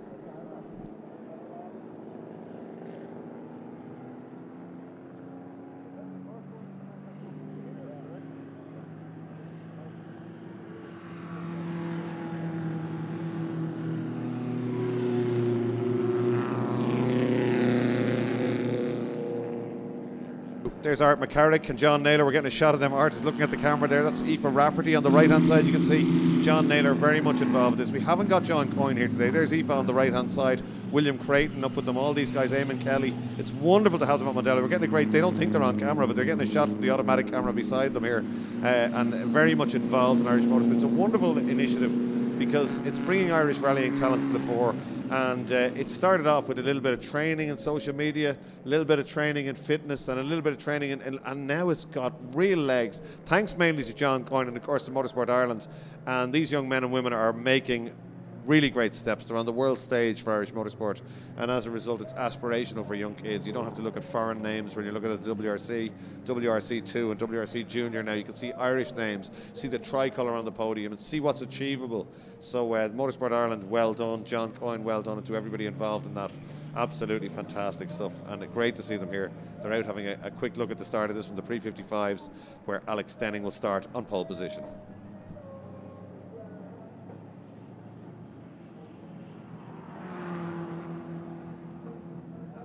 Here, Alex already coming down towards pole. There's Edmund Cassidy, goggles on, leaning into the corner.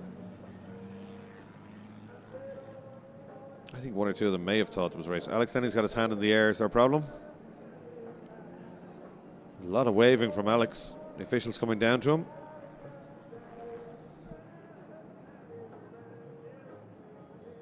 Yeah, somebody's gone through. Somebody obviously thought that was the race for missing a car. Somebody has thinks they're leading handsomely. Not so much. Alex Denning takes up pole position. Hopefully he'll be okay. He seems okay there. Alex Denning, hopefully everything's okay. Car number 33, the beautiful Riley, just in from the UK this week.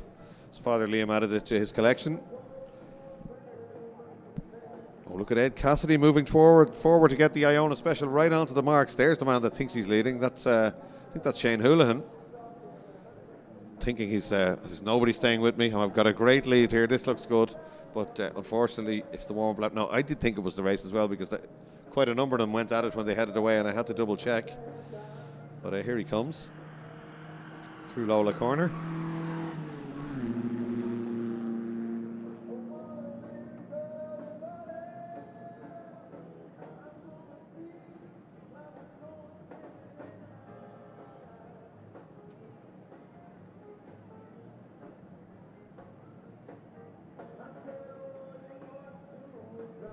Well, is that an exhaust off the car? Possibly. Well, he's got a bit of a shock when he comes around to the grid because everybody's going to be there.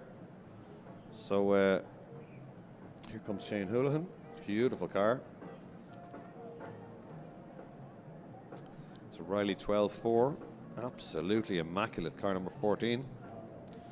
Shane from Waterford, 1500cc Riley.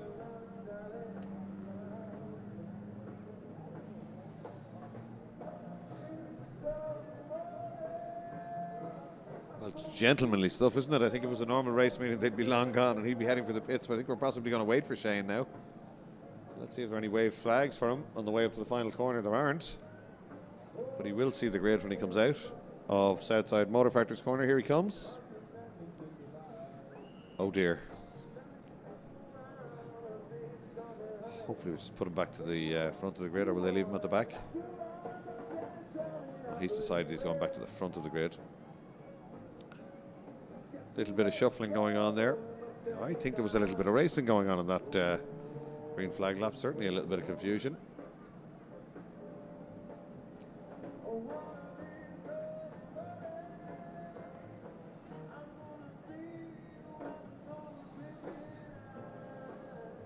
So Shane just lining the car up. Alex Denning with thumbs up, so obviously everything's okay. Terrible problems with throttle linkage, but I did see possibly Dave Griffin, certainly Steve Griffin involved in it, and Liam Denning passed me with a load of linkages. The 5-second board is up for the Dublin Grand Prix. A staggered start for this one, so they won't all go when the lights change. Away they go, and Alex Denning with a cracking start as we would expect. Alex Denning leads down into turn 1 for the Dublin Grand Prix. Next up should be Simon Blakeney Edwards and Joanna Blakeney Edwards in two of the faster Fraser Nash cars. Oh, a little bit of contact. Oh, I've never seen that in pre-55s. Ed Cassidy and Ken McAvoy getting tangled up there. 41 John Luttrell, his dad's Riley just having to, they just part and everything's fine. Well, that's very unusual. Shame because they both went very well yesterday. Ken McAvoy was really quick yesterday and Edmund Cassidy was in there too. But yeah, no problems for Alex Denning out front. Getting ready to go now back on the grid. There's the Fraser Nashes. You think they've been given a good head start, just watch this when they get going. They're really quick and they drive them so hard. Chain driven, no differential. The only way you can drive these cars is to chuck them into the corner and power them through. They'll understeer otherwise, and it's great to watch.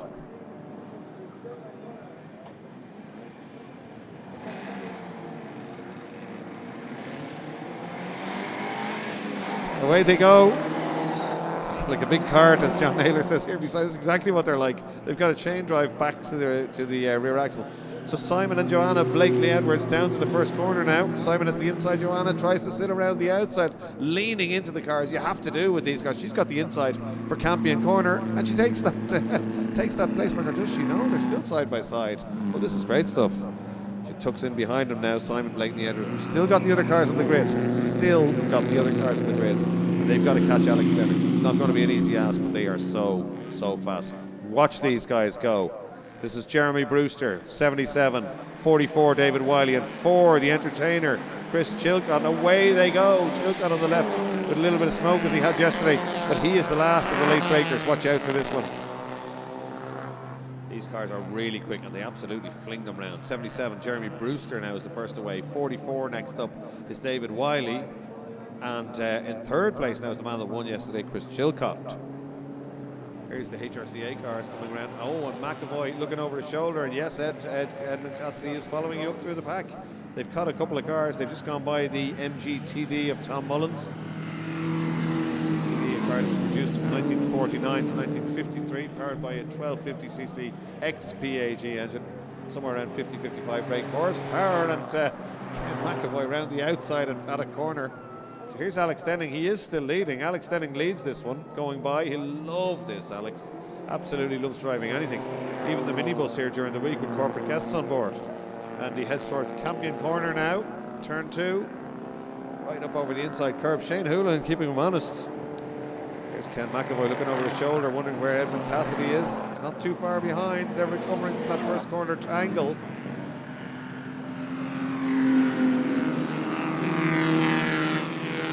And he's not getting away, is he? Oh, Shane Houlihan comes at him on the brakes there. Two Rileys battling away down at turn 3, past the Beacon Hospital signage and back up the hill towards this off-camber left-hand corner. Alex getting the car out of shape. This is great stuff. Shane Houlihan's car looks a little bit more settled. Alex on the door handles. He's under pressure here. Houlihan looking for a way by. Alex Denning going out to the left for Lola corner, try and get the quickest line he can through it. It's not often you see a flash racing suit like that and a GoPro on a helmet for a pre-55 driver. Big wide line for Alex Denning to try and carry as much speed as he can, and that seems to work for him. Then across to the right to defend down into 7A and B, and he stays to the right because Houlihan a little bit quicker to straight line. Alex has already gauged that. Oh, get the car out of shape on the brakes. Look how hard Alex Denning is working at the steering wheel. Gets back on the power, a puff of smoke, back into the second apex, up over the inside curb. It's not a Fiesta ST, Alex, and they come back up towards Bahrain's Benz one more time. Centre of the road. Oh, defends heavily coming down here. Alex Denning is not giving this one away as he fires the little Riley into Bahrain's Benz. I think Martin Bahrain would approve. And Shane Houlihan now all over the back of him. Denning under big pressure here as he looks around. I can't wait to see this GoPro footage. No doubt he'll post it later on. You see the little puff of smoke when he gets back on the power. Nice and early, gets into the apex. But I think Houlihan is quicker at this stage, and Alex Denning looks like if there were door handles, he would be driving on the door handles. He's having a real go here. Oh, up over the inside curb and right out to the outside. Liam Denning must have his head in his hands. He's just bought this car 3 days ago, and Alex is curb hopping and trying so hard to defend that lead as he gets into the inside curb and right out to the outside as he comes onto the main straight. Is he going to suffer here in the main straight? I don't think so. He's got a good entrance. This is for the Dublin Grand Prix win. Houlihan tries to get alongside, but there's nothing wrong with that car. Look at Alex checking the mirrors. He's got enough straight line speed. If he's got enough straight line speed and he can place that car wherever Houlihan needs to be, he should be okay until the Fraser Nashes arrive, and they will arrive before the end of this race. 9 minutes and 43 seconds to go. Denning is wide as they head for Campion Corner. Houlihan tries to get alongside. This is fantastic stuff from the pre-55s. Houlihan brave enough to sit round the outside of Campion Corner. He's got the inside now, and I think he's done enough. He has, and he powers ahead, and Alex Denning is going to have to get him back quick if he's not going to be dropped here, because that was good stuff from Shane Houlihan, wasn't it? Got the run on the way out of turn 1, sat round the outside of Campion Corner. John Campion would give a nod of approval to that. Brave stuff as they come up out of turn 3. Denning hasn't given up just yet, and the cars are relatively equally matched as they come back towards the main arena now, down into the off-camber left-hander.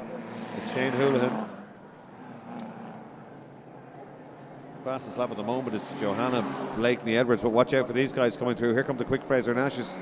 They've caught a few of the other cars already. We'll see a fastest lap now, surely.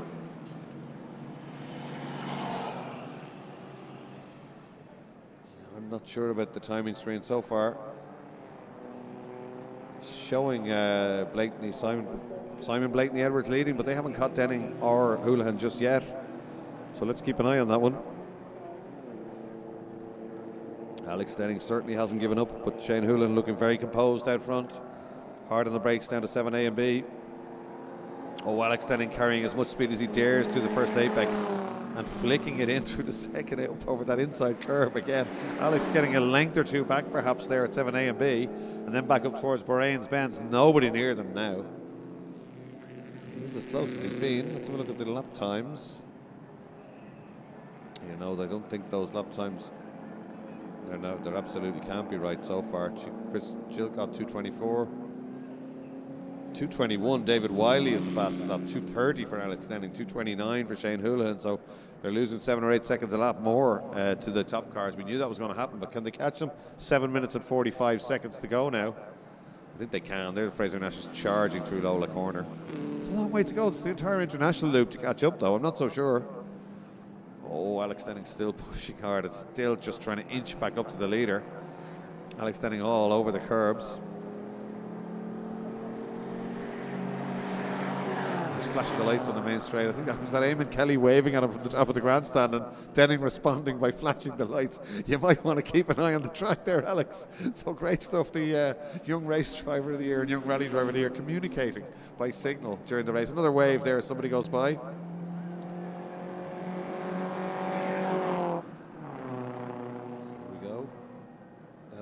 I'm not sure. I think the timing screen will probably sort itself out. I would have Alex or Shane Houlihan the lead. He's showing us 5th place. I'm not sure why in this one. It's obviously staggered some way. It's Ken McAvoy, I think, a little bit sideways. He's looking over his shoulder. He knows they're coming. You can probably hear them coming, these Fraser Nashes. They are so quick.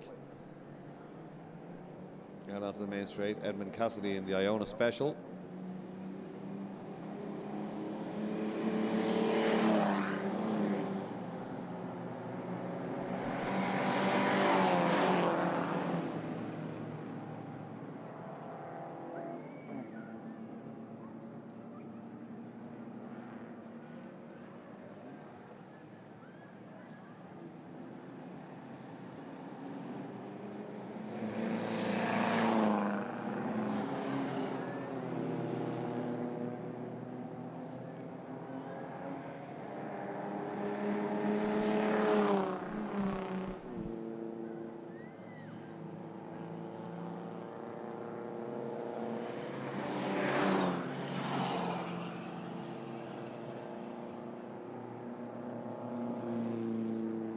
If you're watching the live timing, I can only help by saying I don't really understand it either. I have these guys in the lead and the Fraser Nash is chasing them down, which is what we were told. Sideways stuff for Shane Houlihan, much tidier for Alex Dunne, and that brings him right back onto the tail.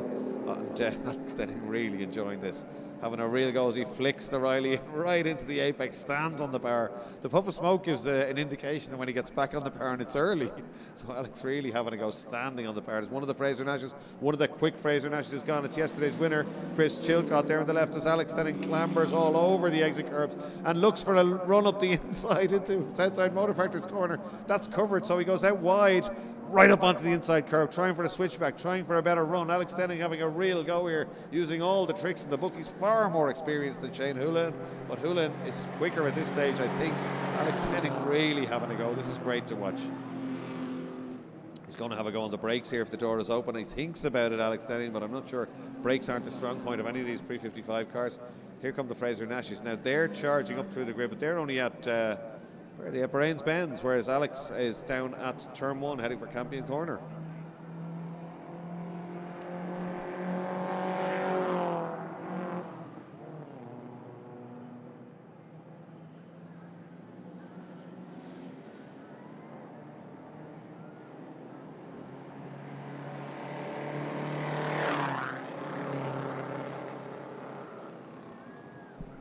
Alex Dunne certainly hasn't given up. I wonder, can one of these two win the Dublin Grand Prix and beat the Fraser Nashes? Fraser Nashes were perfectly happy to do this. There they are, charging across the start line, quicker than anybody else. David Wiley goes through, Jeremy Brewster as well. They're going nicely. Good battles all the way down the grid. Tom Mullins in the MGTD there, down the inside. Here comes Alex Dunne with a run on the way up Kennedy's Rise towards Lola Corner, but he can't just get it done yet. Shane Houlihan hangs on out front. Oh, the front wheel's juddering around on Alex Dunne's car. Gets a tighter line, tries to get up the inside. I wouldn't be surprised if Alex Dunne has a go somewhere, does something inventive here. Look at him waving around, it's like a Formula Ford race. Alex Dunne would love to win the Dublin Grand Prix, as indeed would Shane Houlihan. Oh, a little bit of front wheel judder there from Houlihan's car as he got on the brakes. Alex Dunne with a smooth run through here. Watch him taking the curb. Second bit right up onto it. There you go. Sideways from Houlihan. Might slow him. He goes defensive. Alex beginning to move around in his mirrors just to let him know he's there. I'm sure he's fully aware, Alex, with 3 minutes and 12 seconds to go. Into Brains Bend. Better line for Denning through the first bit. Makes him quicker through the second bit. He's within a couple of lengths now as they head down. The two Rileys having a really spirited battle here. Oh, a little bit of understeer for Alex, but gets it turned in. He's getting the hang of this car, isn't he? Got to commend Shane Houlihan here. He hasn't got much racing experience, you know. Alex Denning has been racing since he could walk, between karts and racing cars and everything. He's highly, we know how quick he is. For Shane Houlihan to be leading him, Alex looked like he was going to have a lunge down the inside. He's trying his best to pile the pressure on here, Alex Denning. Right up over that inside curb again, and right out to the exit curb. Steve Griffin will be loving this. Liam Denning maybe not so much, having just invested in the car. Here they come across the line one more time. 2 minutes 27 seconds to go. Touch and go as to whether they get to start another lap, but they're not going to be caught, I don't think, by the Fraser Nashes just yet. Down into turn one, Houlihan and Denning for the Dublin Grand Prix, one of the bigger trophies of the weekend. Shane Houlihan so sideways, controls it beautifully. Denning right behind him, but just cannot get back alongside. So the two Rileys now. About 3 kilometres to go. It's going to be touch and go. 2 minutes to go on this one, so they'll cross the line around the time that gets back to zero. They could have another lap after this. Oh, there it's righted itself now. It's showing Houlihan leading from Denning. Who's next up? Tony Canny going beautifully. Haven't seen him yet. Then it's Ken McAvoy. Great recovery from Ken McAvoy. He's quicker than the cars in front. Then it's Brewster with fastest lap, 2:19.153, but they're not going to catch these guys. They're absolutely flying. Denning now on a last lap mission, moving around, using all the track on the way out. He should be quicker on the way up the hill, but there's nothing in it. Oh, Alex is thinking of a lunge down the inside. I can read his mind looking at that. But Houlihan gets the door closed. Alex trying to carry as much speed as he can. Watch him working at the wheel there on this, the final lap, as they go out onto the back straight. There's Edmund Cassidy in the Iona Special, a very famous car. That's Ken McAvoy. Here we go. This is for the lead. Denning trying his best. Last lap time for Alex Denning. Oh, he's looking down the inside big time. Can't get it done. Goes back to the outside. He's quick through here though, isn't he? And he was quick on the way out. Look at the way he's using all the track, trying to get that slingshot on the way back up the hill. And Denning gets a good run, and Houlihan sees it coming. Like a seasoned campaigner, moves to the inside. Alex Denning goes to the right. He's surely not going to have a look at Brains Bends. He doesn't. Shane Houlihan goes in a bit quick, gets crossed up. Denning should be quicker on the way out as a result. Shane Houlihan really driving well here. Anyone that's holding off Alex Denning is driving well, but he's controlling this car superbly. The boat's so quick in there, and a little bit of understeer, a little bit of oversteer. The car's moving around. It's great to watch. It's what the Mondello Park Historic Festival is all about. 21 seconds to go. I'm not sure if they're going to get to the checkered flag. I don't think they will. Alex Denning right out onto the curbs again. Well, this is fantastic. So look at Denning going right out to the outside, looking for a switchback or looking for a better run onto the main straight. Clambers up over the inside curb. This is as close as he's been as they come out onto the main straight. Checkered flag is prepared below us. 2 seconds to go. 1 second. Alex Denning pulls out, gets alongside. It's neck and neck for the Dublin Grand Prix, and just about the win. Fantastic stuff for Shane Houlihan. And what about that for entertainment from Alex Denning? Well, that was absolutely fantastic. And things like that won't do Alex Denning's career any harm at all. He hasn't driven a pre-war car before on track, and that was absolutely fantastic. So I'm going to say well done to Alex Denning, but anyone that holds off Alex Denning for a win, I think, has earned their prize. And Shane Houlihan will take the Dublin Grand Prix, and it'll be great to see. And a big lunge up the inside for the last corner. Is that Canny? One of the Fraser Nashes down the inside. Canny switches back, but surely the Nash will have enough under the bonnet. Indeed it does, to blast through. So I think one of them is going to be third. Okay, well the screen has gone askew again and is showing Blakely Edwards is leading, but well, not in my book. I don't know. I think Shane Houlihan was first to the line from Alex Denning there. So anyway, let's see. Great entertainment from 355s for the Dublin Grand Prix. Any of the trophy races this weekend have been absolutely massively entertaining, and that's exactly what we want as one of the Fraser Nashes drifts out of Southside Motor Factors corners for the final time. So really good stuff. We're nearly coming to the end of day 2, which is an absolute shame. We could make it a 3-day race meeting maybe next year, because the entertainment is fantastic. And there is the Iona Special making its way for the line. 6-cylinder 1100cc MG power with a pre-selector gearbox, and Ed Cassidy blast along, fist in the air. He's delighted. He's just pipped number 41. That's John Luttrell to the line. So great stuff from him. Tom Mullins, I think, has he already finished? No, they're still out on track. We're waiting for Tom Mullins, Eric Kavanagh and Nick Bennett in the Silver Eagle Alvis. A couple of potential young racing drivers there posing on the podium. That podium is brand new in Mondello Park, and it was put up here on Wednesday. It's almost worn out already from kids jumping up on it all weekend and having a go. And in fact, there are trophies waiting there for the 355 guys, so they're using them as props. Great to see. Maybe we'll have some aspiring race or rally drivers there next time out. Here comes the MGTD of Tom Mullins. He's just ahead of Eric Kavanagh to come back down towards us. It's the left-hand drive MGTD, just ahead of one of the Irish Fraser Nashes. Great stuff. So that's the Dublin Grand Prix, and Fergus Brennan, no doubt, will have the winning drivers on the podium very, very shortly, but wonderful entertainment and a cracking race there. So well done to all.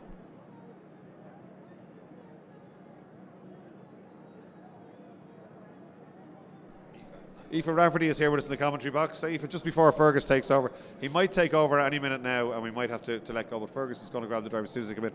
Aoife, what's going on? All you guys on the world stage, we're so proud. It's great to see. It's been a bit of a whirlwind for you, hasn't it? Yeah, it's been great. It has been a whirlwind, but it's really enjoyable.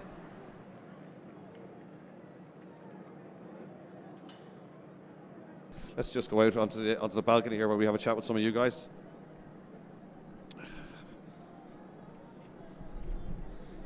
So yeah, Aoife, what's happened? Yeah, so we're doing the Junior European Rally Championship with the MI Motorsport Ireland Rally Academy, so it's been a busy year. It's great to see. I mean, I know you've come into it and you're pretty young and it's all new to you, but we haven't had stuff like this before. We haven't had a chance like this for Irish drivers, and we've got a whole load of you. We were talking to somebody earlier, and I see the excitement when I talk to Art McCarrick about it, and John Coyne, I met him for a cup of coffee not too long ago, and he's just so impressed by this, and John is supporting you all so well. It's wonderful to see. Yeah, the whole programme is really good, and it's great to have Art and John Coyne, the whole Motorsport Ireland.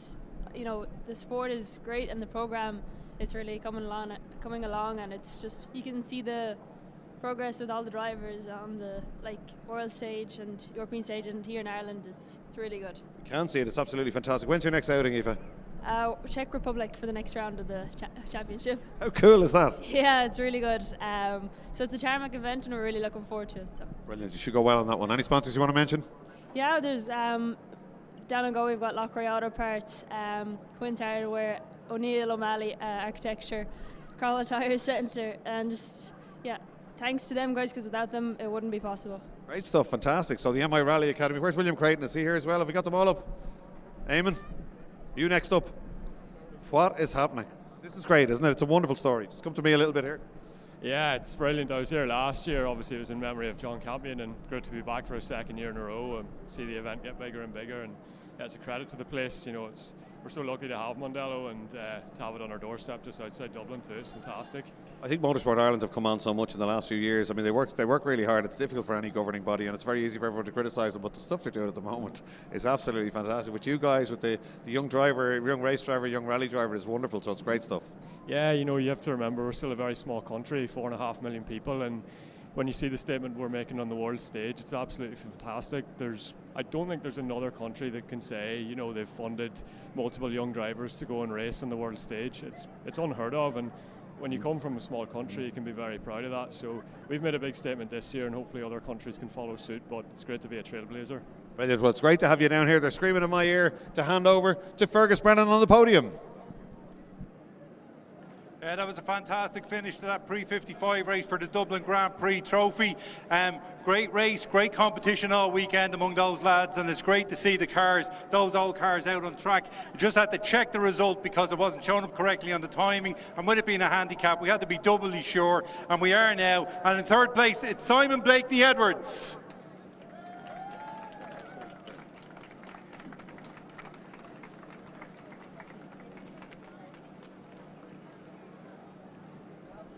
And in second place, normally he's a GT racer, racing all over the European continent, but now he's back driving a really old car, but I think it's the first time he's driven it. It's Alex Dunne.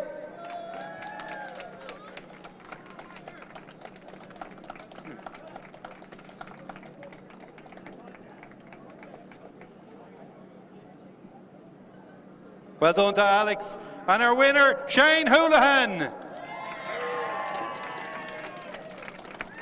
And so Shane's going to get his trophy from John Naylor from Motorsport Ireland, and then once he's got that, we'll present him with the perpetual Dublin Grand Prix trophy, the much fancier trophy that he'll get his name engraved on. And unfortunately he can't hold on to, we'll have to give back to us. But we'll get Alex to hold off on the champagne for a little bit until we do the interview. He's getting ready to go already, so this is going to be fun. So we're going to talk with Simon. Simon up on the podium again today, but a little bit more opposition from these two. Yeah, that was a hard race. So obviously we started a minute behind them, but they were too quick. We couldn't catch them. So well done to them. Fantastic race, brilliant. I'm knackered now. I'm glad it wasn't a 20-minute race. And were you flat out from the start? We were absolutely flat out. Yeah, we couldn't go any faster than that. So and of course the tyres got really, really hot. So then coming into braking areas, we're just going straight on. Lost loads of oversteer, understeer. Yeah, it was very exciting, very exciting. So once again, you've enjoyed your trip back here to Ireland? Absolutely, we'll definitely be back. Definitely be back. Okay, well, it sounds like they're getting the next race out to go, so we'll try and hurry things up a bit. Alex, this is not something you're used to, a big open car with a massive steering wheel, no seat belts out in the open. How did you feel about it? Great fun. The cars, they handle so well, but they don't stop as well. So after one lap, the brakes were completely gone. Trying to go for a move up the inside of Shane without writing the two cars off was off the cards. But hats off to Shane, he did a fantastic job, and yeah, fair play to him. And apparently it's only a brand new car to your family, you only just got hold of it. Yeah, I drove it for the first time last night, betting in brakes. But yeah, I've done millions of laps around this track, so I have no excuses. Okay, well done. You don't need any excuses for a performance like that. Second place, brilliant. Shane, hop down here. Shane, well done. Great race. You're pushed by this young fella, but you held on. Oh, thank you very much. No, he raced a fantastic race and put me under pressure from the word go. And it was so hard to stay ahead of him. It was a really tough race and very fair racing, though. All credit to both guys. Really good and really fair and really safe. So I very, very much appreciate it. And you've enjoyed your weekend here at the Historic Festival? Absolutely a great weekend, yeah. Thoroughly enjoyed it. But that was great fun out there. Absolutely a brilliant race. Okay, and great to add your name to the historic trophy, the new trophy that we've instigated a couple of years ago, the Dublin Grand Prix trophy. A big round of applause for our top three in the HRCA Pre-55 race. And they're going to spray the champagne now. And I know where one bottle of this is going, so I'm getting out of here as quick as I can. So we'll hand back over to Leo before I go running.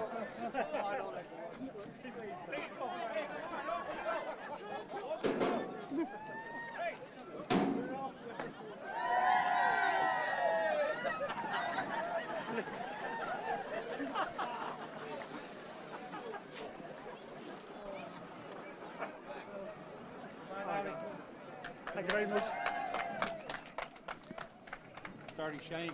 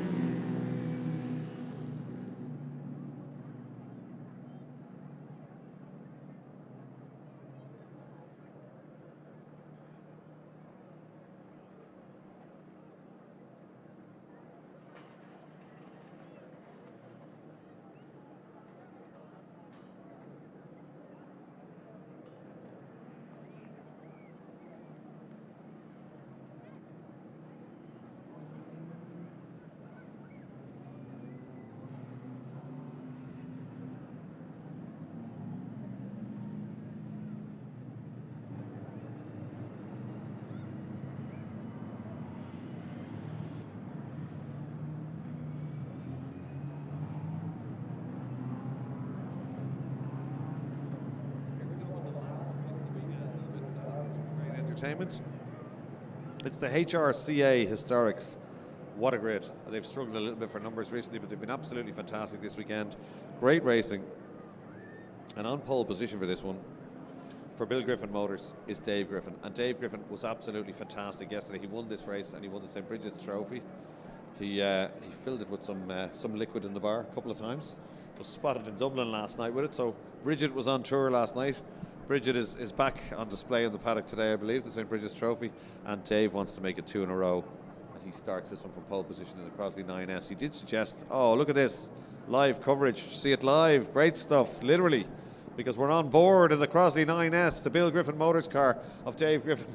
I know this sounds terrible. Let's hope he makes a bad start and we can see his recovery back up through the pack. Dave Griffin all on his own in the front row. So next up is Gareth Thompson, then Jackie Corcoran in the Tiger. Watch out for him. Tommy Doherty and Brendan Keane. Billy Crosby, danger, danger. Watch out for Billy Crosby. Very quick. That's the Crosley 9S on the left-hand side of your picture on the third row of the grid. Then Lewis Dunlop, Bernard Foley, Stephen Kelly, Val Thompson, Bill Griffin, Clive Brandon, Conor Cook, Michael Nugent, Wolfgang Schnittger, Johnny Flynn, James O'Mahony and all the rest. We're getting ready to go. Red lights are on. They're out and away goes Griffin. Brendan Keane with a great start in the single-seater and he gets a launch up the middle. Watch Jackie Cochran in the Tiger. He's dropped well back. Tommy Doherty in the Irish-built MD GT is down the inside for second place. Brendan Keane trying to sit around the outside in the Mallock Clubman's car. Then side by side it's father-in-law and son-in-law, Jackie Cochran and Gareth Thompson. Jackie takes it. Watch out for Billy Crosby. He's behind those two in the second of the Crosley 9S's. That's Brendan Keane and Jackie Cochran's car, quickest car of the weekend through the speed trap, as it normally is. That beautiful Sunbeam Tiger, he drives it really well. JC Restorations. And nobody touching Dave Griffin now in the Crosley 9S already as he comes down into the S's. Oh, he gets a little bit out of shape, doesn't he? This is great to see. Look how much he's working on the steering wheel. Once he gets it turned in, it's okay, but on turn in, certainly. There's the gear change on the exit. Oh, Dave Griffin's already away down the road. Jackie with the headlights on should be able to make up a place or two on the back straight. That car is so fast. Big 5-litre V8 in it. Dave Griffin away down the road. Tommy Dock in the MDGT. Jackie Corcoran moving around on cold tyres in the Sunbeam Tiger. Here come the midgets. It's Johnny Flynn, Wolfgang Schnittger and all the rest. Conor Cook, I think, having a real go through Lola Corner. Jackie didn't manage to get by Brendan Keane that time. Brendan Keane going nicely. In the little Mallock, good queue behind though. Jackie's got the headlights on, but he's got people coming at him. Watch out for Billy Crosby. Stephen Kelly in there too, drives that car beautifully. Another Mallock, a slightly more modern one than Keane's, but it hasn't got too much power. And Stephen Kelly struggles a little bit for power. There's the rest coming through. Bernard Foley, uncharacteristically far back. We would expect Bernard to be right up at the front. Lifting an inside front wheel there is the MGB GT of Gareth Thompson. Oh, right up over the inside curve for Dave Griffin in the Crosley 9S. Grabs a gear into third. Great sound as he goes by here. 158 from a standing start is impressive stuff as Bill Griffin tries to make up a place. Jackie Corcoran gets by, but Brendan Keane whips out from behind him and launches it down the inside, takes that place back on the brakes. Billy Crosby is up a place, he's ahead of Gareth Thompson, and he wants to have a go at Jackie Corcoran. And these guys have history from yesterday. It was the Crosley was forced onto the grass a couple of times, but it was a great battle. I'm not sure Jackie can see that little sports racing car. It's very low slung. And oh, look at this now. Crosby trying to have a go around the outside, back up the inside. Former Formula Ford racer. I've raced against Billy. He's a hard man. He's very, very quick, but doesn't give you an inch more than he has to on track. And here he comes now, trying to get by Brendan Keane. He will feel he should be up there with Dave Griffin. So let's see what he can do. He's in a little bit of traffic at the moment. That's that car of Billy Crosby, the second of the Crosley 9S's.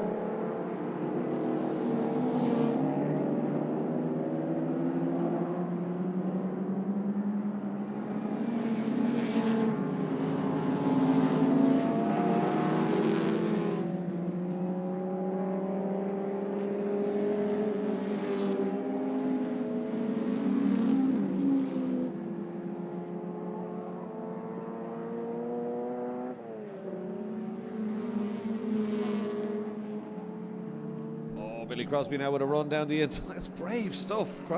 Passing into Bahrain's Bends is brave. It's a medium speed corner, and Billy Crosby just launches it down the inside. He's had enough. There's Stephen Kelly. He's been a real star of HRCA this year in that Mallock, and he's tacked onto the back of these guys in front. It's relatively low power, but it's very quick. Stephen Kelly with huge history in Irish motorsport.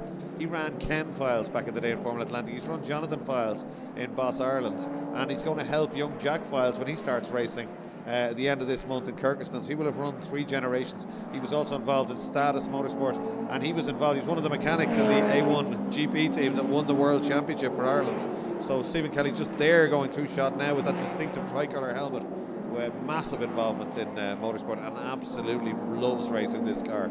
So that's Stephen Kelly in the red and blue car just going through there. Great shot of him. He's closing in on Brendan Keane for single-seater honours in this one. Jackie beginning to get away, but Billy Crosby should be able to close him down.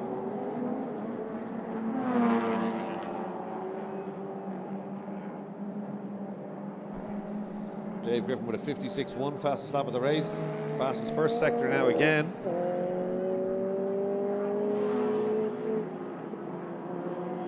There's Dave Griffin, beautiful car.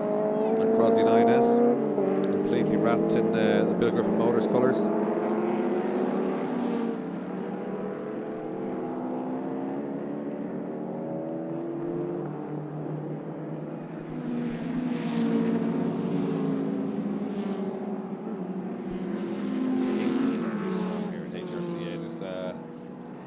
Cars gone under the 2-minute mark.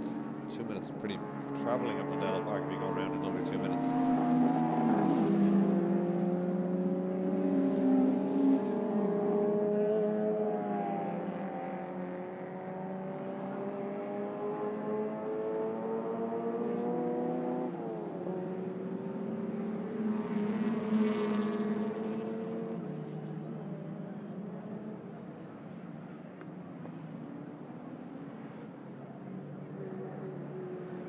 Around goes number 87, Billy Patton, quick spin in one of the MG midgets. Recovers beautifully. Round wheel arch MG midget, looks fantastic. Plenty of camber on the front of that car. They try really, really hard. That battle hotting up now as Billy Crosby begins to harass Jackie Corcoran. Now onto the main straight. And look at that at the top of your screen. The Crosley's not slow, but here comes the Tiger down the outside of Tommy Doherty. Tommy Doc has to defend heavily, and Billy Crosby smells an opportunity round the outside. Billy's round the outside of the Tiger. Can he hold it for Campion Corner? I think he can. Oh, that's good stuff. That's good committed racing from Billy Crosby. I did say he was a hard racer. That was a great move to get around the outside of Jackie. Keep it pinned through Campion Corner, even though you're offline on the approach. So good stuff. Good brave racing there from Billy Crosby. Oh, Patton off again. He'd be dizzy at this stage. 87, still going round. So great stuff. Here comes Crosby now. Is next on his list is Tommy Doc in the MD GT, the car that Morgan Dempsey built in Cullion-Beg and Mullingar back in 1988 to take on the TMC Costin of John Keeney. By the way, John Keeney is here today and it's his birthday. John Keeney, the first ever winner at Mondello Park. He won the first race in a Mini Cooper S at Mondello Park in 1968, and he won loads more after that. And John Keeney's here today, so big happy birthday to John Keeney. Morgan Dempsey's car going still very nicely in the hands of Tommy Doherty. There it is up front. Peter Faulkner ordered this car as a brand new build from Morgan Dempsey in 88, and the car changed hands on a number of occasions, but that's pretty much still the Faulkner packaging colours that are on the car. It's been restored pretty well. Ed McInerney had it, Ed Cassidy owned it, John Keeney had it briefly, and now Tommy Doherty has the car and is driving it superbly. Single seater car, you can see that it's got March F3 rear suspension, so it's pretty much a full racing car under that bodywork. That's a great battle between the two Mallocks there, between Stephen Kelly and Brendan Keane. Here's our leader. He's done fastest lap, has he? No, he hasn't. Billy Crosby's gone quicker, 55 dead. Billy Crosby has gone quicker and he's not too far behind. Here he comes. Tommy Doherty though hasn't let him by in that lap, so Tommy Doherty going nicely too, 57.7, his fastest. Here comes the Crosley with a big run now. The MD GT on the inside, the Crosley 9S on the outside. Last of the late breakers, Billy thinking of the same move, but Tommy Doherty not being quite as generous with the tarmac and just easing him out on the outside. And Tommy Doherty hangs onto that place through Campion Corner. Oh, he gets sideways and hangs onto it beautifully. Well done, Tommy Doherty. That was well held. A mid-engine car sideways at turn 2 is not somewhere you want to be, really. But Tommy Doc really having a go here. Both of these two guys were formidable Formula Ford 1600 drivers back in the day, as quick as anyone, and as we said, good hard racers. And Tommy now beginning to move around. Here comes Billy with a move down the outside. Billy Crosby, Billy Blow as he's known. He's got a great exhaust business in Dublin, and they can pretty much fix, patch or mend any exhaust you want. So nicknamed Billy Blow, and everybody knows him, but he can drive a car as well as he can fix exhaust. Jackie's not finished just yet, is he, in the big V8? He's motoring up behind these cars as Stephen Kelly begins to challenge Brendan Keane for single-seater honours. Look at Jackie, big tight line, and then pours on the coals as the Sunbeam Tiger begins to come at these two sports racing cars. They've got to be careful. That Tiger is way quicker than anything else in a straight line here. It's just not as quick through the twiddly bits as these proper, well, it's miniature sports prototype really running in a sports racing car in second place. Here they come back towards us. 5 minutes 44 still to go. Very tidy line from Billy Crosby, or sorry, from Tommy Doherty through there. Doesn't go wide at all through the first bit, gets on the power. Nice late apex here is what you need. It's exactly what he does. That gets him a few lengths away.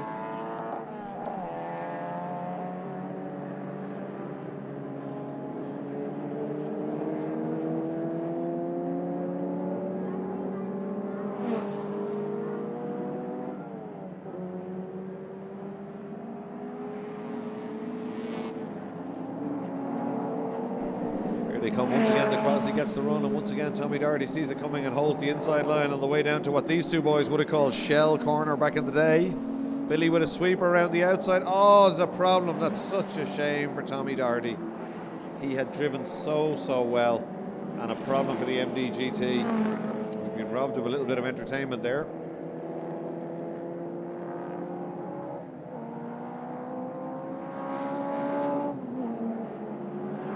The order now, Dave Griffin out front, nobody touching him really. 55.8 his fastest lap as Tommy Doherty limps back into the pits. Such a shame, but he did give us great entertainment, Tommy.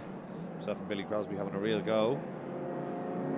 TTW on the side of that car, it's beautifully prepared. So now Billy Crosby with a clear track in front. He's 10 seconds behind Dave Griffin, and we've only got 4 minutes to go, so I can't see him catching Dave Griffin at this stage.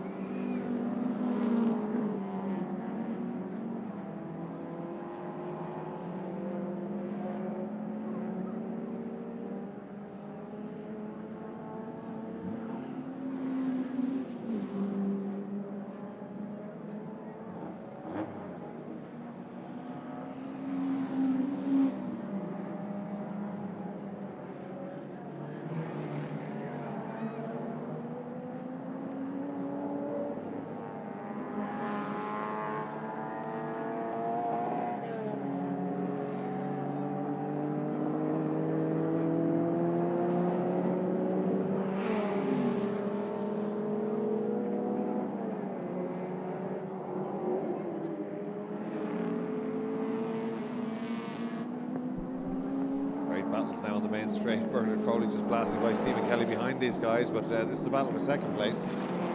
Crosby out to a 56.7. 55 dead, his quickest. Jackie Corcoran trying to close him down. We're on board again with Dave Griffin in that beautiful 9S as he comes down into Bridgestone corner. Gets the car turned in.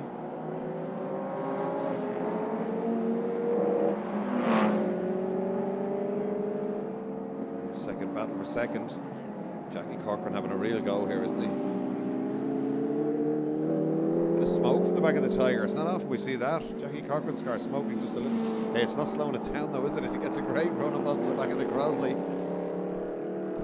Jackie's not finished just yet. Look at the tight line Jackie takes here. Try and get on the power early and get that run, but the 9S brings massive speed onto the back straight, but not as much as Jackie though. The big Tiger having to back out of it that stage. I think it's Billy wasn't giving too much tarmac away through 7A. Headlights ablaze on the Tiger. Through 7B, 1 minute 57 to go. Billy Crosby gets out of shape. The Tiger breathing down his neck now as they come to Bahrain's bends, and a big lock-up for Jackie Corcoran. He's trying so hard this weekend. We don't normally see the Tiger getting out of shape. We don't normally see it locking wheels, but he can do it if he has to. And he really is wringing the neck of the big Tiger now. And Billy Crosby beginning to ease away as they get by Billy Patton there in the little MG midget. Such a difference in speed. Jackie gets a great run through paddock corner and is almost right back up with him. Watch this on the main straight. He may have to be careful here because Jackie's right with him. He's late on the brakes. He gets turned in, a little bit of understeering the Tiger. Now he piles on the power. Watch this as the Tiger gets going. All the curbs a little bit more. They come out onto the main straight. Crosley's not slow though, and by the time the Tiger picks up its skirts and gets going, they're almost at the grandstand, and Billy Crosby has done enough. He holds the centre line there again. 158 kilometres an hour for Billy Crosby, 178 kilometres per hour for Jackie Cochran, and that's way back. That's down halfway down the grid, that speed trap. Then it's Gareth Thompson, Brendan Keane, Bernard Foley, Stephen Kelly. Still the battle rages for second place. 47 seconds to go here. Right out over the exit curbs. Dave Griffin still leading this one, but this is where all the action is. Dave Griffin leading by 9 seconds last time round. Right out onto the curbs to the Crosley for what will be the final lap, I think. Indeed it will. Jackie Cochran thinking of a go down the inside. He does on the brakes down the inside of the Crosley 9S. Well, that's impressive stuff from Jackie. He's only got to stay there. Billy sits around the outside, but we know the Tiger has the ponies on the back straight. He just drives away. And Billy's out onto the grass. Billy Crosby takes to the grass. Well, Jackie Cochran's in an uncompromising mood today. He wants that second place, and he's got it now. Can we see any comeback here from Billy Crosby? I don't think so, really.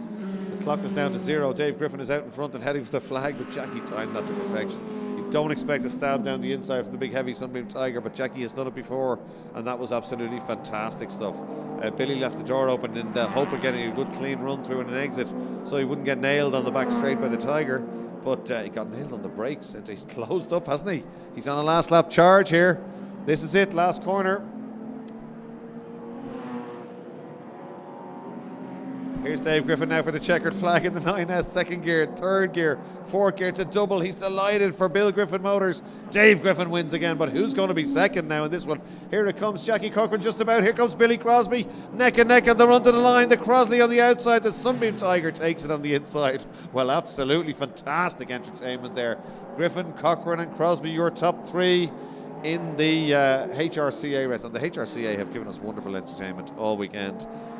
There's Gareth Thompson in the MGB GT V8 next up. Then it's going to be Brendan Keane. He'd be delighted with that. That's a good result for Brendan Keane. Headlights ablaze is Bernard Foley. Mightn't be so happy. Bernard's always right at the sharp end, and I'm assuming there's some problem there. He would normally be right up the front. So the Impact Ireland Metals car in 6th place. Then Stephen Kelly in that Malloch, the second in the Mallochs. Then Lewis Dunlop in the little Lotus Elan. Then it's going to be Val Thompson well back in the TMC. Another car that would have raced against the MD GT in period by John Keeney would have raced it, but actually that car was raced by supercar driver David Dowling and restored by Val Thompson. Then it's going to be Bill Griffin. Bill will be delighted to get home in the Lotus 7. And who's going to be top of the midgets? Are they still out there? Indeed they are.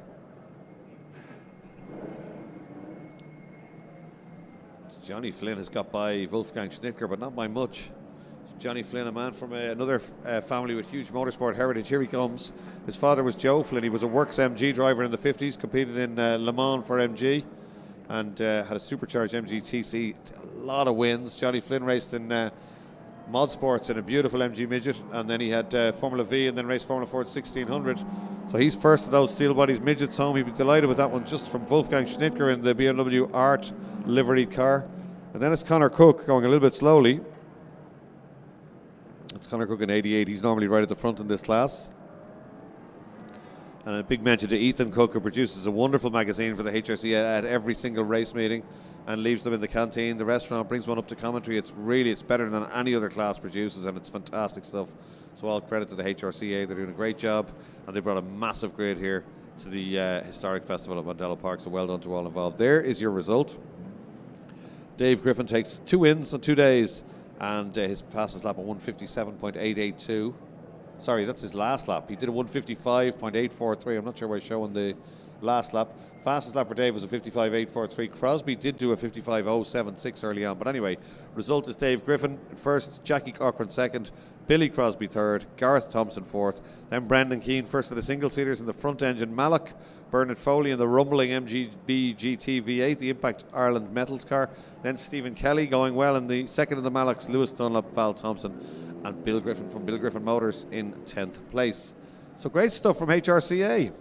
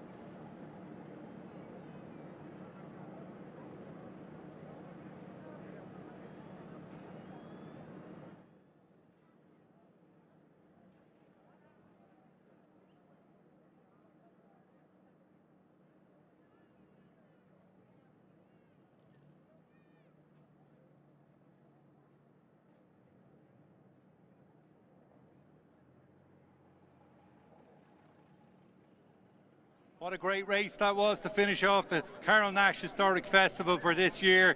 Great performance there by the top three. Great battle, really good run by Dave Griffin way out in front, and a great battle then for second and third place, which in the end went to Jackie Cochran. So it's going to be Billy Crosby that we called up in third place. So come on there, Billy. Third place to Billy Crosby. Well done, Billy.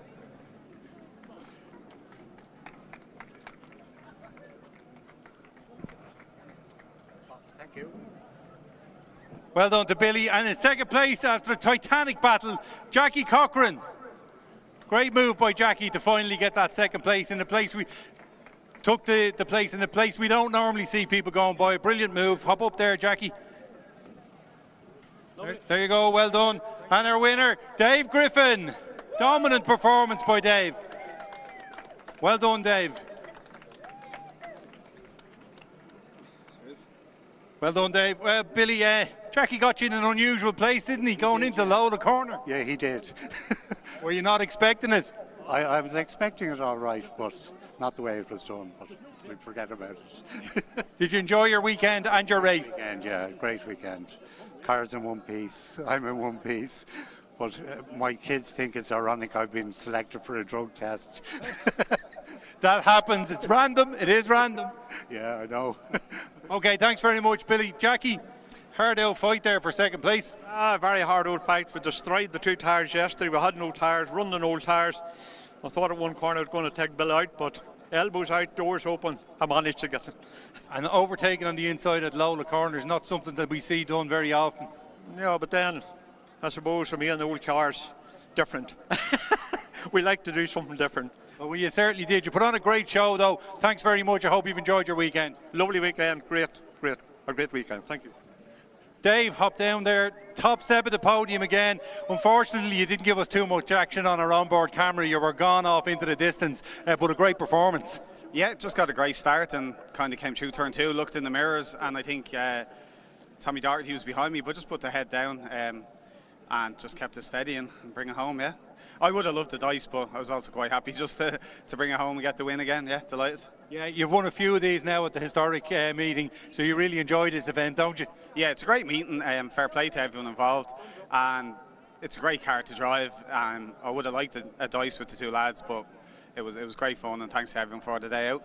Okay, well done to our top three: Billy Crosby, Jackie Cochran, and Dave Griffin. And thankfully, they're walking off with the bottles instead of shaking them. Thanks very much, Jackie. And with that, that's us finished from the podium here at the Carole Nash Historic Festival. We'll hand over back to Leo for a quick wrap-up from the weekend.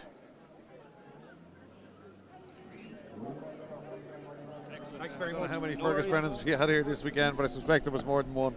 He's been up here doing bikes, he's been down there doing podiums, and very much involved in helping us with the live stream as well.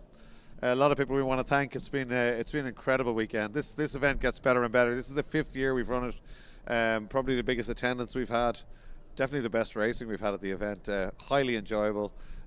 From my point of view, commentary is so easy when the racing is as good as it was this weekend. I really enjoy it. I've been coming here since I was a kid with my dad. I'm still a huge fan, and I met loads of people the same today. There used to be a grandstand up at the final corner. We used to sit in that years ago, and Alan Dukes was always sitting beside us, and I met him at lunch today, and he's still a massive fan, a huge supporter of Mondello Park. To have the Bahrain family here today, they supported me. Martin Bahrain supported the circuit when it was gone to the banks and almost disappeared. He bought it back and invested heavily in it. We've said the story before. When things were quiet here over the last few years, the Bahrain family stood on and they supported the circuit, and now the circuit is going really, really well. It's a corporate venue second to none. It's really doing well. The racing is good. The numbers are up with ICCR on the grids and in the grandstands, as the corporate business is great, and it's great to see it. So they were great to have them back here today. Susan Brown, all her family, and Howard, and they were here today. Had great fun up at the meal, and last night we had dinner with them, and highly entertaining. They just loved the place as well.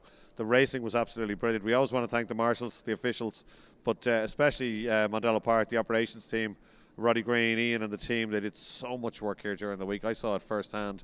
They were out laying grass, they were painting curbs. There was just so much work went on. Place looks absolutely fantastic. The only sad bit is that Martin Brain wasn't here to see it, but maybe he did. He would have loved this event. He always wanted, he loved historic events. He loved going to Goodwood.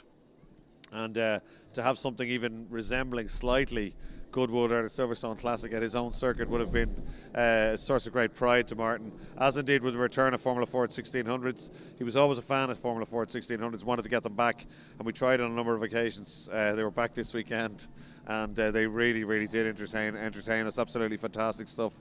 Those guys are already on, looking to come back next year with full grid. So this event next year is going to be absolutely fantastic.